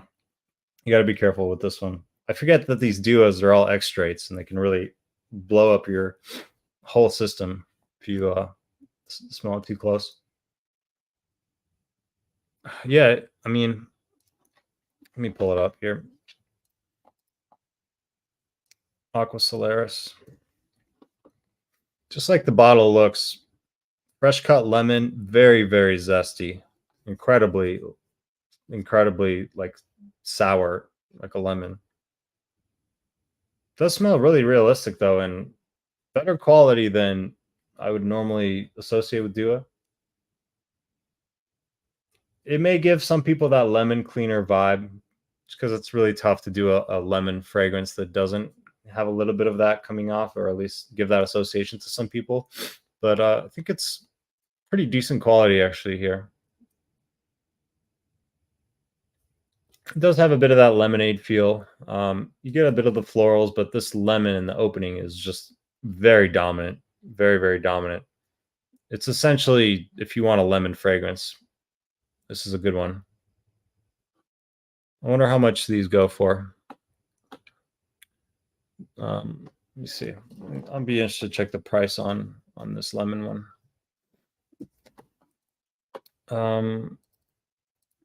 Let's check it out on their website. It's kind of making my nose run a little bit. That was really strong. Moffy Lemon, Cypress, Volcano Broom. That's interesting. Cedarwood, Orange Blossom. This is very fresh and really nice. Yeah, this is great. I mean, this picture is essentially exactly what it is. It's like lemon water. It's infused lemon water. It really is. If you have a big pitcher of cold water with a bunch of lemons in there, and you're drinking that lemon water, this is that in fragrance form. Oh man, it is making my nose run a little bit. It's pretty strong. Feel the true aroma of the Italian Mediterranean islands, a perfect citrus aromatic scent, one that evokes sovereignty, sensuality, and wildness. An extravagant citrus aromatic scent like no other you've ever tried. Indeed. I mean, I wouldn't say it's no other, but it is good. Yeah. It's making my nose run a little bit. It was like those smelling salts they give you in football. You get a concussion, you get knocked out, they give you those smelling salts. Save money. Let's give them this. Just right on their nose. That'll wake them up real quick. All right. Let me get caught up in the chat. Things are wrapping up here. We're about an hour 45 in. I may grab a couple fragrances that I got in lately and tell you guys about that, and maybe look up some of these recommendations and then we'll wrap it up probably around the 2-hour mark. Ramon Monegal. I'm going to come back to your comment, Patrick. I see it. Ramon Monegal, Ibiza, La Isla Blanca is my favorite from the house, 2018 version. All right, I'll add that to the list. La Isla Blanca. Okay. Ramon Monegal. Is that a Spanish house with a name like Ramon? Massimo Duos, some fixative or something used to get such strings really perform. Yeah, I'll say so. You guys saw it live. Something's out there, but in December, can you do a top 10 fragrances I discovered this year vid? Doesn't have to be released from this year, just fragrances. Yeah, I'll do that. I think I did one last year. It was like top 10 pickups of the year or something like that. Yeah, I'll definitely have that coming out in December. No doubt. All right. Let me see. Oh, Rick sent you a couple of them. Okay. That's always a good way to get your nose on some new stuff that you may have not tried otherwise. Thank you, Vince. Yep, Spanish. Yeah, I would think so with a name like Ramon. All right, let me grab a couple fragrances here I've been loving. Tell you guys a little bit about them. Show off a little bit my purchases to you. And then we'll look up some of the ones that you guys recommended and then probably wrap it up after that. But let's see, anything else that I'm like super wild by at the moment? It's tough when you love all your fragrances. First world problems. It's a blessing, man. Happy to have you guys to chat with it about. Always makes it more fun when you got people to talk to you about with this kind of stuff. All right, I got a couple here that should be good for this moment in time. All right. We'll go through these just quickly here. All right, so I got the bottle finally. Thank you, God. Thank you, the universe. Thank you, all the people that have hired me. Pre Charnel, BK, the EDP. Really strong, like 2 sprays, and this one's good. But black tea, fig, really like mysterious kind of sensual type fragrance. Has a nice spiciness to it. Really like luxurious, I guess, intoxicating. All these words that we like to throw out when we talk about fragrances that we enjoy. Definitely in my top 5 right away. So happy to own this bottle, able to snag it for a good price. And I've been wearing that Francique clone for a long time, courtesy of Joel. Loved it so much. Eventually decided to pull the trigger on the real thing. And the clone, it'll get you pretty close. But, you know, as always, the real is always more nuanced, better quality, and more interesting. So, oh, BG is here. BG, cool. I haven't seen you in a while. So I might say aloha. Keep up the good. Easy grab a Sony Wave today. Great choice. BG is actually, I think, one of my first 10 people that joined the fraternity, and always dropping the aloha from Hawaii. So nice to see you, BG. I hope you're doing well, and hope everything is going well for you. You're smelling really good with the Sony Wave.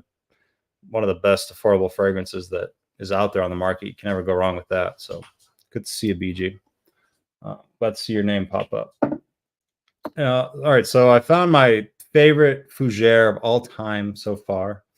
This is Beau de Jour, guys. If you're a fan of the fougere style, if you like lavender, if you want a fragrance that where you feel like a boss, like you feel like the man, you're playing no games, you're ready to go get some work done, you're going to tolerate no nonsense in your life, you're going to get it done with Beau de Jour. Definitely has that kind of throwback style, but it's a little bit modernized. It doesn't smell super outdated. My God, it's good though. Immense lasting power, nice transition as well. Really aromatic, a lot of lavender prominence. So if you like lavender like I do, you're really going to enjoy this lavender forward take on a fougere that's modernized, but works for a wide age range, especially, you know, I would say 25 and up. You can wear this. And if you like that classy style, if you want to get a fougere semi barbershop style fragrance in your life, Beau de Jour is the cream of the crop. I have not smelled a better fougere. You know, some people might say Platinum Egoist, and I'm not going to argue with you there, but that is my dad's signature scent, so I can't really wear that. I just think of him when I wear it. It's kind of his fragrance, so I gotta change it up. But Beau de Jour is just sick. It really is. It's so good. Best fougere I've ever tried. And then like on a more modern type of front, Ferris. Oh God, hope that wasn't too loud. Yeah, don't try to hold it by the cap because it can fall. Obviously, like just happened. That was awkward. But yeah, Ferris is good. It's kind of like Sauvage, but a little higher quality. You get more natural, kind of like aromatic ingredients here. You get a lot of lavender as well, but not as much ambroxan as Sauvage, not as black pepper spicy, but great lasting power, great professional work fragrance. So more Sauvage-esque type stuff. So, and then last but certainly not least, been rocking a lot of 40 knots. Really like honey, woods, aquatic, a little bit of this like sandalwood type of feel, this creaminess to it. It's a beautiful fragrance. Really, eyes roll in the back of my head every time I try it. So really love this one.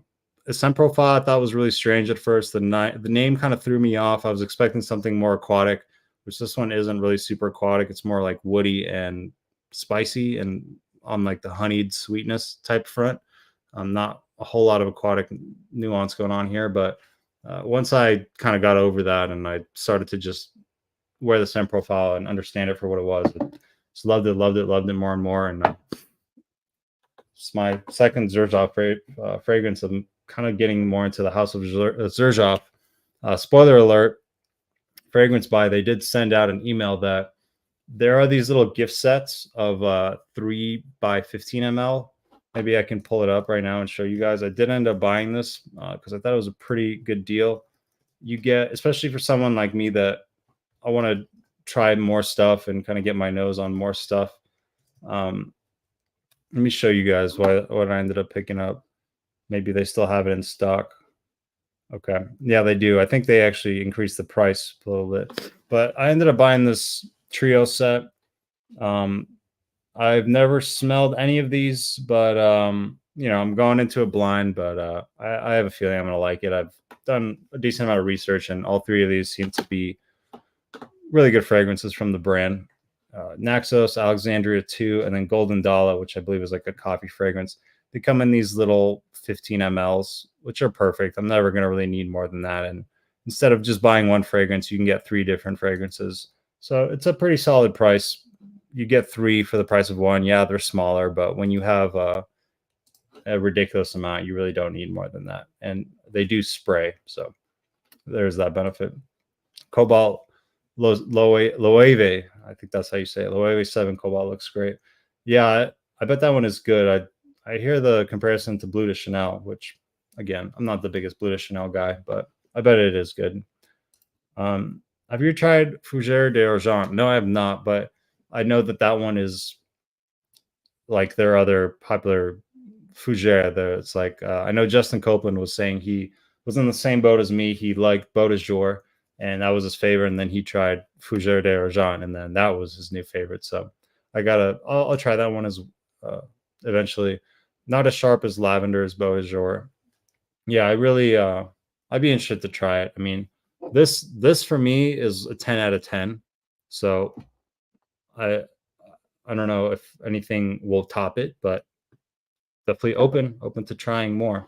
I do enjoy good fougere. I'm very picky about the fougères, but when I find one that I like, I really love it. And I really love Beau de Jour. A modernized lavender fragrance, MFK masculine plural. Okay, cool. I'm gonna add that one to the list. You know, a good lavender fragrance that I recently have been wearing a little bit is this one. I know you know about this house, Joel. I don't know if you own this one or if you tried it, but Lavande from Molinard. Guys, if you want just bang for your buck, a great fragrance for an affordable price, check out the House of Molinard. Excellent quality, insane blends. They've been around since 1849, so you know they're not new to the game. They've been doing this for a long time. great quality ingredients. This is a really nice earthy lavender, very nice natural kind of smelling lavender, like you just picked it. Really crazy. I was actually attacked by bugs because I was wearing this outside. I don't think that they could tell the difference from this between a real lavender. They thought I was a plant, so they were just coming after me. But that also let me know that this is pretty legit. But yeah, Molinard, excellent value. This is a niche house. You can usually find their stuff for under $50.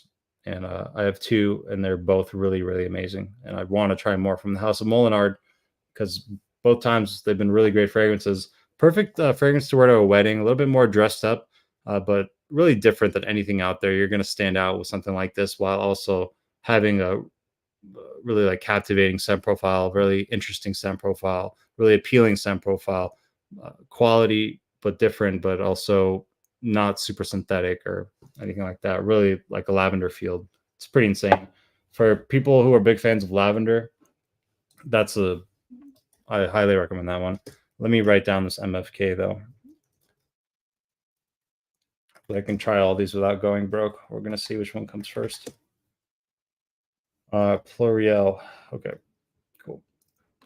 Let me just get to the bottom. Yep. You need to get your nose on Spencer's 20 or whatever he has.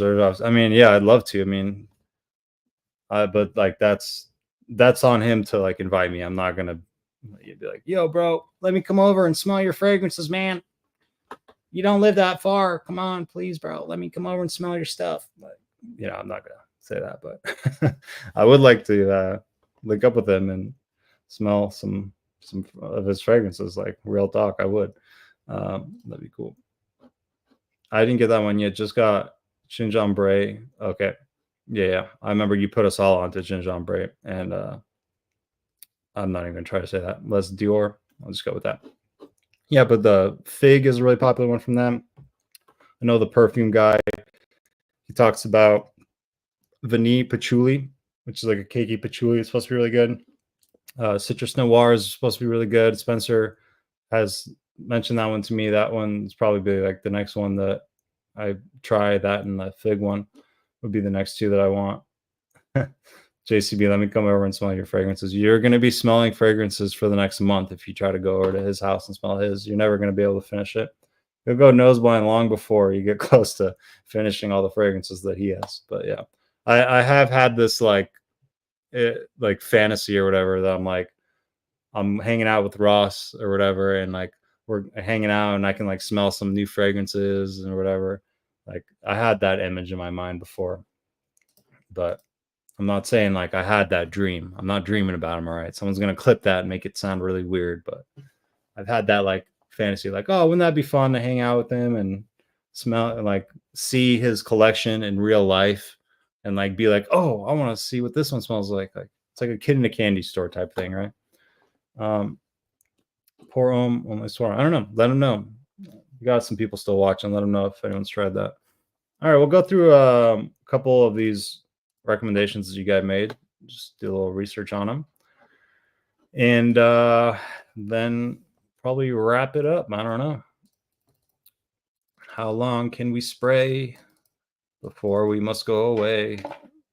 I guess we'll use Fragrantica. I don't know. All right.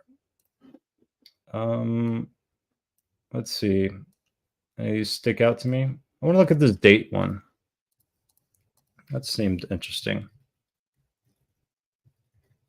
Desert Suave. I have actually I've heard of this brand before. I know that they do some like out there type scents, right? That's kind of what they're known for, being a little different. Let's see. Some may find it too feminine. All right. That may be a problem. Sesame, orange blossom cedar, mandarin orange, rose. Okay. I mean, I don't know what I'm going to gather from this, but looks pretty good. My only concern is it too feminine? Is it too feminine, Joel? Let's see what people rate it. Yeah, people, it's pretty split. It's pretty split, so that makes me feel like it's okay. this is the one kind of useful thing that I look at on Fragrantica is a lot of this is nonsense, but this gender type of split thing is actually, I usually find it to be pretty in line with the way I view it or whatever. This is actually, I think this is the most useful thing for me at least, but some people don't even believe in gender and fragrance, which I understand that argument as well. But let's see what these people, I don't give these reviews much merit at all. It's more just for entertainment. My God, this person wrote a whole essay. They really must have felt some type of way. Jeez. Too sweet, blah, blah, blah. This chick likes it.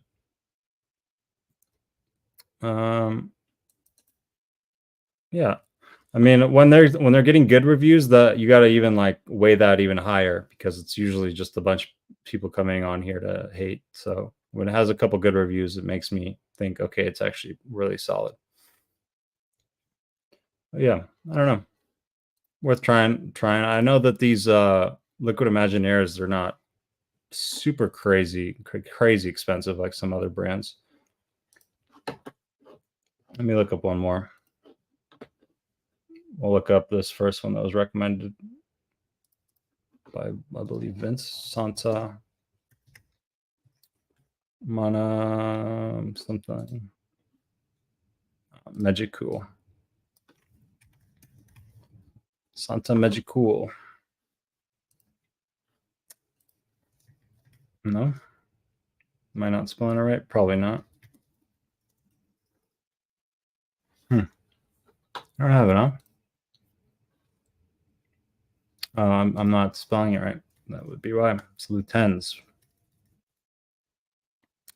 It is Lutens.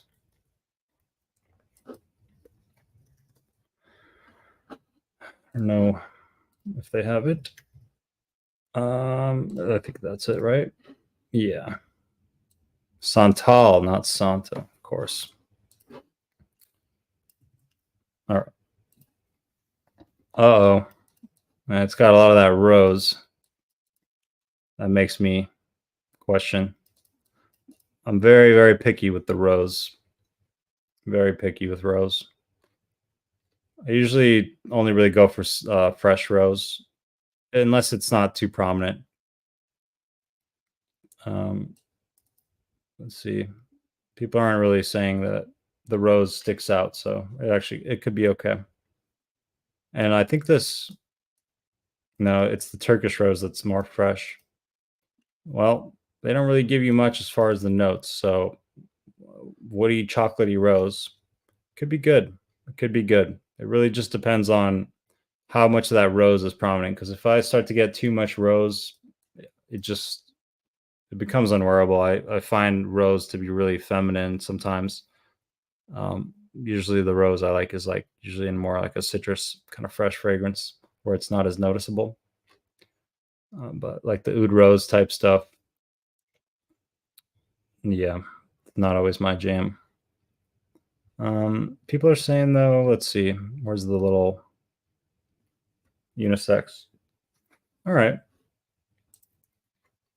I mean, I do love a good chocolatey thing, so that one could be good. Never really know until you smell them, right? You never really know. My son Dava Silent Night. Let him know. Let him know. Pour un le soir. I guess, yeah. I need to be more careful with my words. Thankfully, I said it like almost 2 hours into the stream, so no one's gonna be wandering into that, looking for stuff to clip or whatever. Not like they even know who I am. Good thing. I don't want to be associated with those freaks. People come over to my perfume, they leave the next morning. Yeah, I bet. Yeah, when people come over to my place, I force them to smell stuff. They don't even have a choice. I just start handing them strips. I'm like, all right, last one. All right, last one. All right, last one. I promise. All right, what do you like more, this one or this one? That's true. That's true. They don't eat. I have to force them out of that room. That's funny. Yeah, you gotta You got to overwhelm them with the scents before the dinner time rolls around. Rose is light. Okay, cool. Yeah, I'd probably like it then. My favorite rose is rose strawberry, Carney, Barcelona rose, and dragon. I could I bet a good strawberry note would be good, but I'm sure there's a lot of feminine like strawberry ones. I'd be interested to like try more unisex strawberry if that even exists. If such a thing even exists. You see me coming in with a big jacket. yeah. Make sure you take stock of the bottles. Not accusing, not saying Gion's gonna do anything. Just that big jacket makes me wonder. Scratch my head a little bit. Cascades of lush, heady rose, dusted with dark cacao and spices. Okay, that does look good. That's a Diddy comment. I forced them to smell stuff. Yeah, I mean, yeah. I'm gonna get myself in trouble if I keep going down this road. So yeah. I use the term force very very lightly. As in I strongly suggest that you try this fragrance and tell me what you think about it. While I have you here, while you still can tolerate my presence, let me know what you think about this. All right, let's look up a couple more. And then, this is getting off the rails. We're talking about fantasy. We're talking about forcing people to smell things. It's getting off the rails here. We're losing our minds a little bit. Which one should I try to look up here? Let's look up this devil's diaper. Because why not?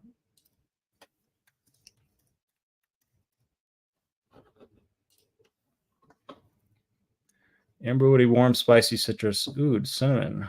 Okay.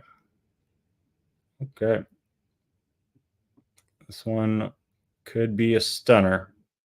I've been so close to ordering Sol Patchouli from Max Aroma. Like, so close, but I just haven't pulled the trigger. You guys, do you love Sol Patchouli? Do anybody have Sol Patchouli? Should I drop $95 and just buy it? Is it worth it? I don't know. I've been on the fence about it. I've been really close to getting it, but figured I don't have to own everything.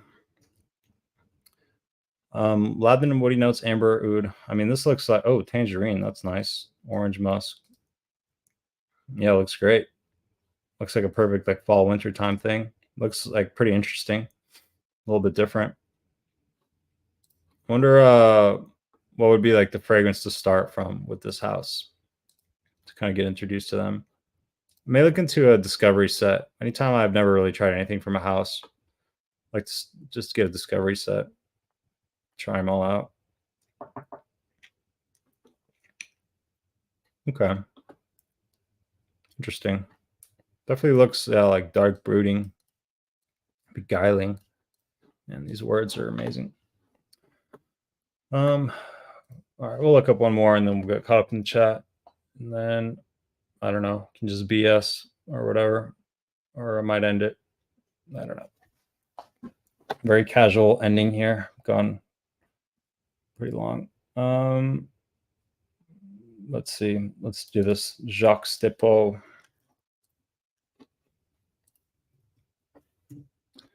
Make sure you guys can see that. Yeah.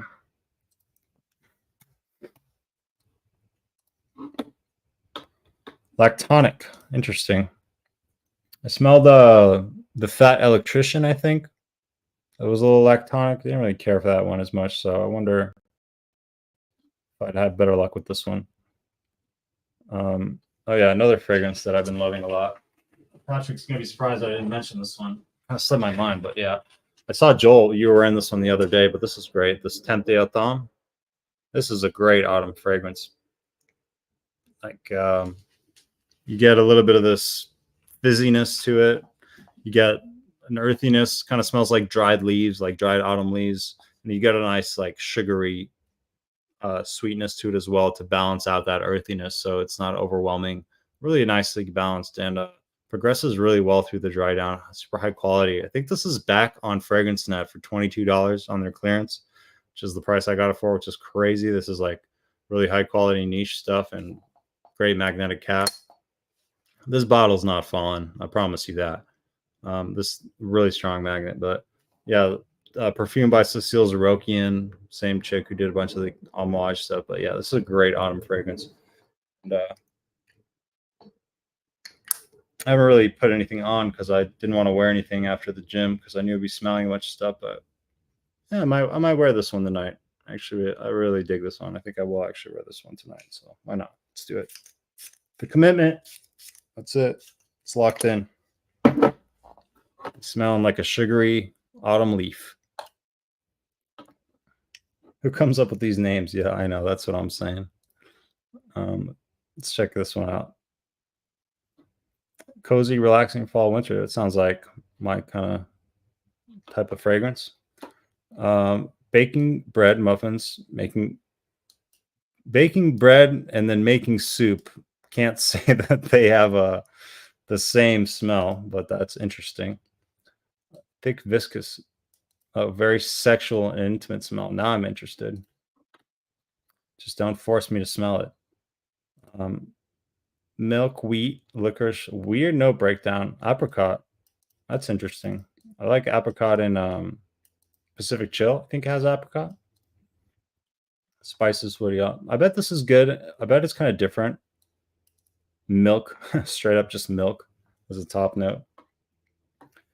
I'd be interested to try this. This sounds pretty unique. I wonder if what's the masculine, feminine type rating here. Yeah, pretty feminine from what people are rating it, but what do you expect from a milky, creamy type fragrance, right? Could be good. I want to see if there's a discovery set of the Serge Lutens that's decently priced. And also, what was the other brand? Thomas. Shit. What was the other brand? You guys know what I'm talking about. I don't know. We talked about them. Let's see. Salt patchouli is really good. Yeah, everyone says it's really good. I'll get it. I think I've got too much right now. I need to space out my spending a little bit, so maybe in a couple months. Usually not a big fan of, yeah, Lomol Team is freaking sick, man. It's amazing. And I'm in the same boat, dude, but I love Lomol Team and I also love 1 Million Cologne. But those are both like citrus freshy type rose. So I think those work out better for me. But yeah. Took a minute to warm up too. Yeah, I should probably sample it first because, you know, they run this sale or whatever, but this sale has been running for weeks already, so it's not really a sale. So probably should sample it first, right? Your fall signature. Yeah, I mean, it's kind of tough for me to have a signature fragrance at this point. Good problems to have, right? Sound like a spoiled brat, but yeah, I mean, this is fall all the way, and you can get it for such a good price, like unbelievably good price. This is the best bang for buck purchase I've ever made in this whole journey. The highest value purchase I've ever made, no doubt. Yeah, Gianna, I just got one called Herman. Seemed to me, but a shadow. What's everyone's weirdest fragrance name? Just the name, not smell. The weirdest name of a fragrance that you have. I'm trying to think what mine is. Huh. I don't know. There was that one from ELDO, that Bhutan in the Palace, which is supposed to basically means bitch. Joel, let us know. Kosmala. Yeah, that was the other one. Thank you. Thomas Kosmala. All right. I need to look into both those houses a little bit, learn up about them, see what they're all about. Maybe try some sample sets from them. Maybe you do that on a future live. I wonder what Juan would say about these names. I'm on a dedicated no buy till Black Friday, sticking to it already. About 2 minutes. Yeah, I feel just the same way, man. I feel the same way. I feel the same way, and then like they'll hit you with the email that you signed up for, and then you're like, oh shit. I really wasn't planning on buying anymore, but I had a record week in as far as income, most money I think I've ever made in 1 week. So I was like, you know what? I'm just gonna treat myself. That's kind of what I do with these fragrances. It's like my reward to myself after a long, successful week of work. I feel like I can afford to buy something, I will. That's how I like to justify my addiction, I guess. But yeah, I don't know. I think that Alexandria set will be pretty dope. Those three are all really good, and I'd be happy to own a little 15 ml of all three of them. I think I paid like 125 bucks. I see the value in it. For me, it made sense. I think it was a good deal. He butchered the fuck out of them. Yeah, I would, especially if they're French. I would though. If I had a signature scent, I'd choose another 13 at the moment. Okay, I gotta get my nose on that one. I know that. Let me look that one up. That's actually. No, Ross has been into that soothing zephyr. Layla Beau is pretty popular in Los Angeles. They have a decent amount of shops of Layla Beau, and people seem to own these fragrances in the LA area a lot. I don't know why that is. I think it's just because they have a lot of shops that people can actually go to in the area or whatever. Pear apple citrus. All right, so it's got a nice fruity top. Cool. And then musky. Okay. A little bit of jasmine, and then some like synthetic chemicals, synthetic aroma chemicals in the base. So it sounded interesting. I'm sure performance is no slouch. I'd be interested how it compares to something like Cheeky Smile. Musky. I mean, I like musky. Nice.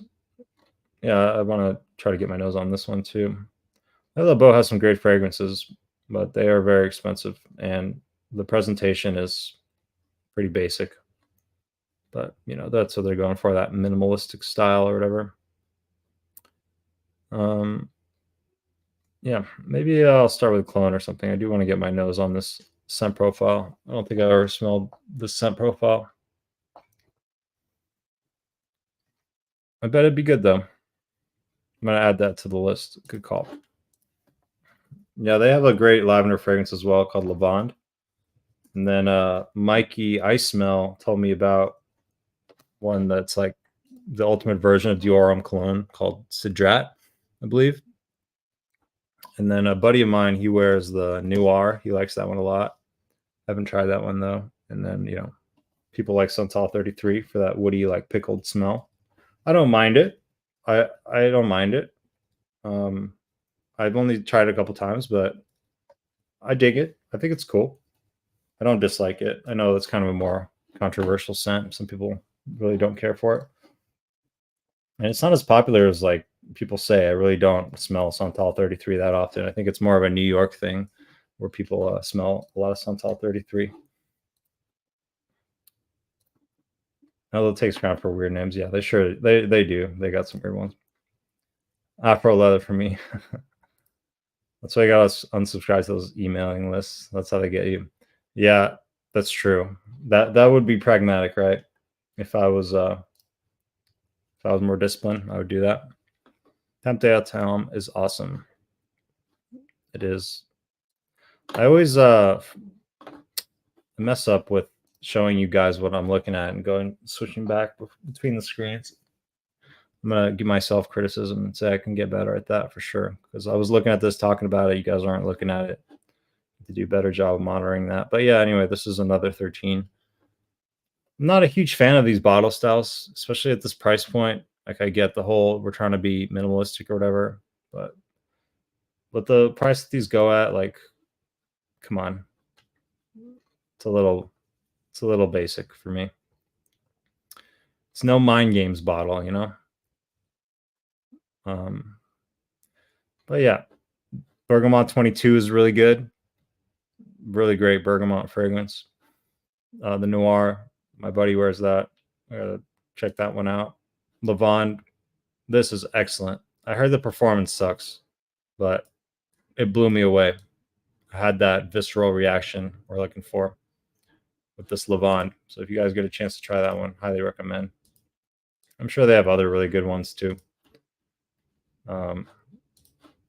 They have solid work from that house, just pretty expensive. It smells like glossy magazine paper and cocaine. Well, people said that Tuscan leather smelled like cocaine, and it doesn't. Not that I've ever tried it or know what it smells like or anything, right?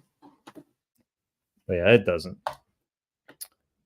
The Beauty of the Devil, another name of fragrance stiller. Cobblestone Absinthe Gin. That's definitely a weird note breakdown.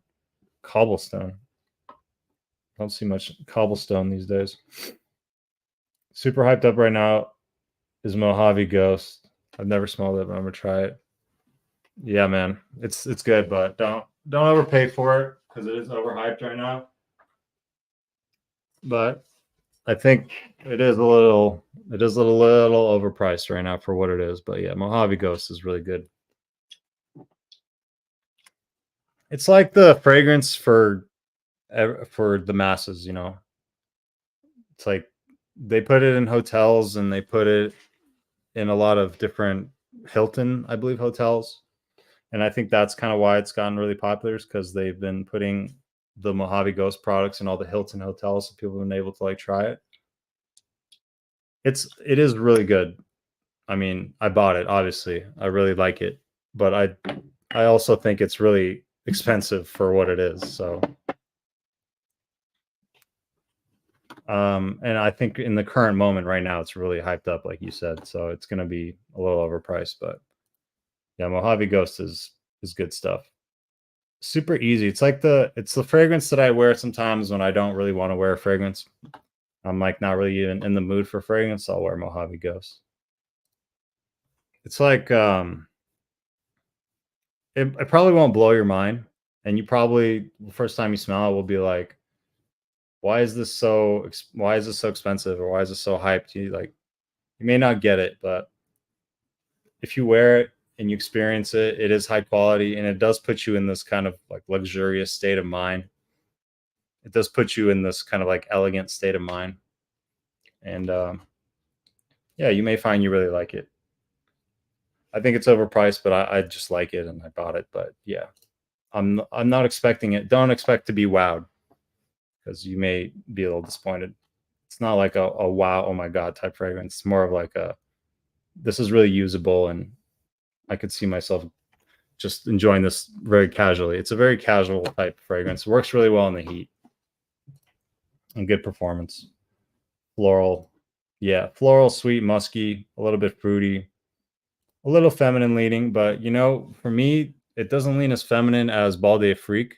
I find that one very feminine, and I know a lot of guys wear that. My mom actually wears Balde Freak, but I find this to be kind of like a little more unisex version of Balde Freak, and not as heavy on the florals, a little bit more on the like fruity thing.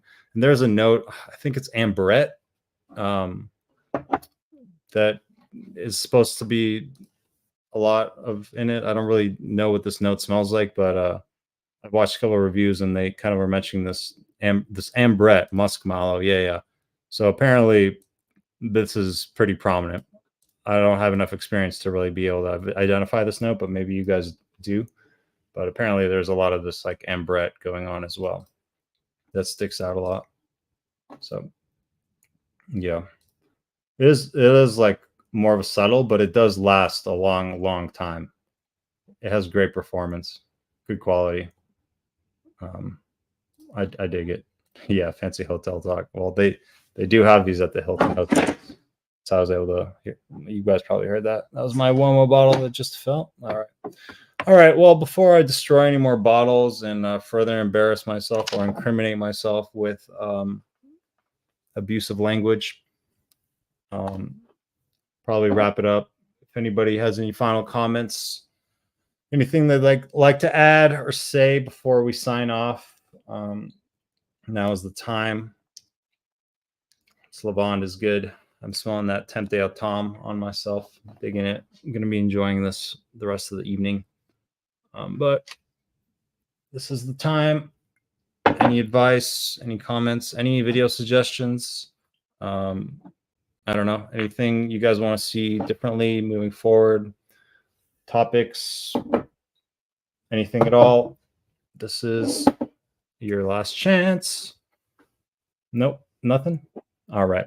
Well, appreciate you guys' time today, folks, for another epic Wednesday live. We're going to figure out and get Vince on. We're going to figure out what's going on with the weird echo, and we're going to get him on. I determined to get Vince on here so we can be on here together. Yeah, appreciate you guys' time. Keep smelling great out there. I'm looking forward to trying out some of these recommendations. I don't believe that, Vince. I refuse to believe that. I refuse to believe that. Appreciate the kind words. Enjoy the rest of your evening, folks. Be well. Keep smelling great out there. And I don't know. Thank God for another day to smell good. Guess I'll just leave it at that. All right, gentlemen. Be well. Take care. Good hanging. Later. Peace.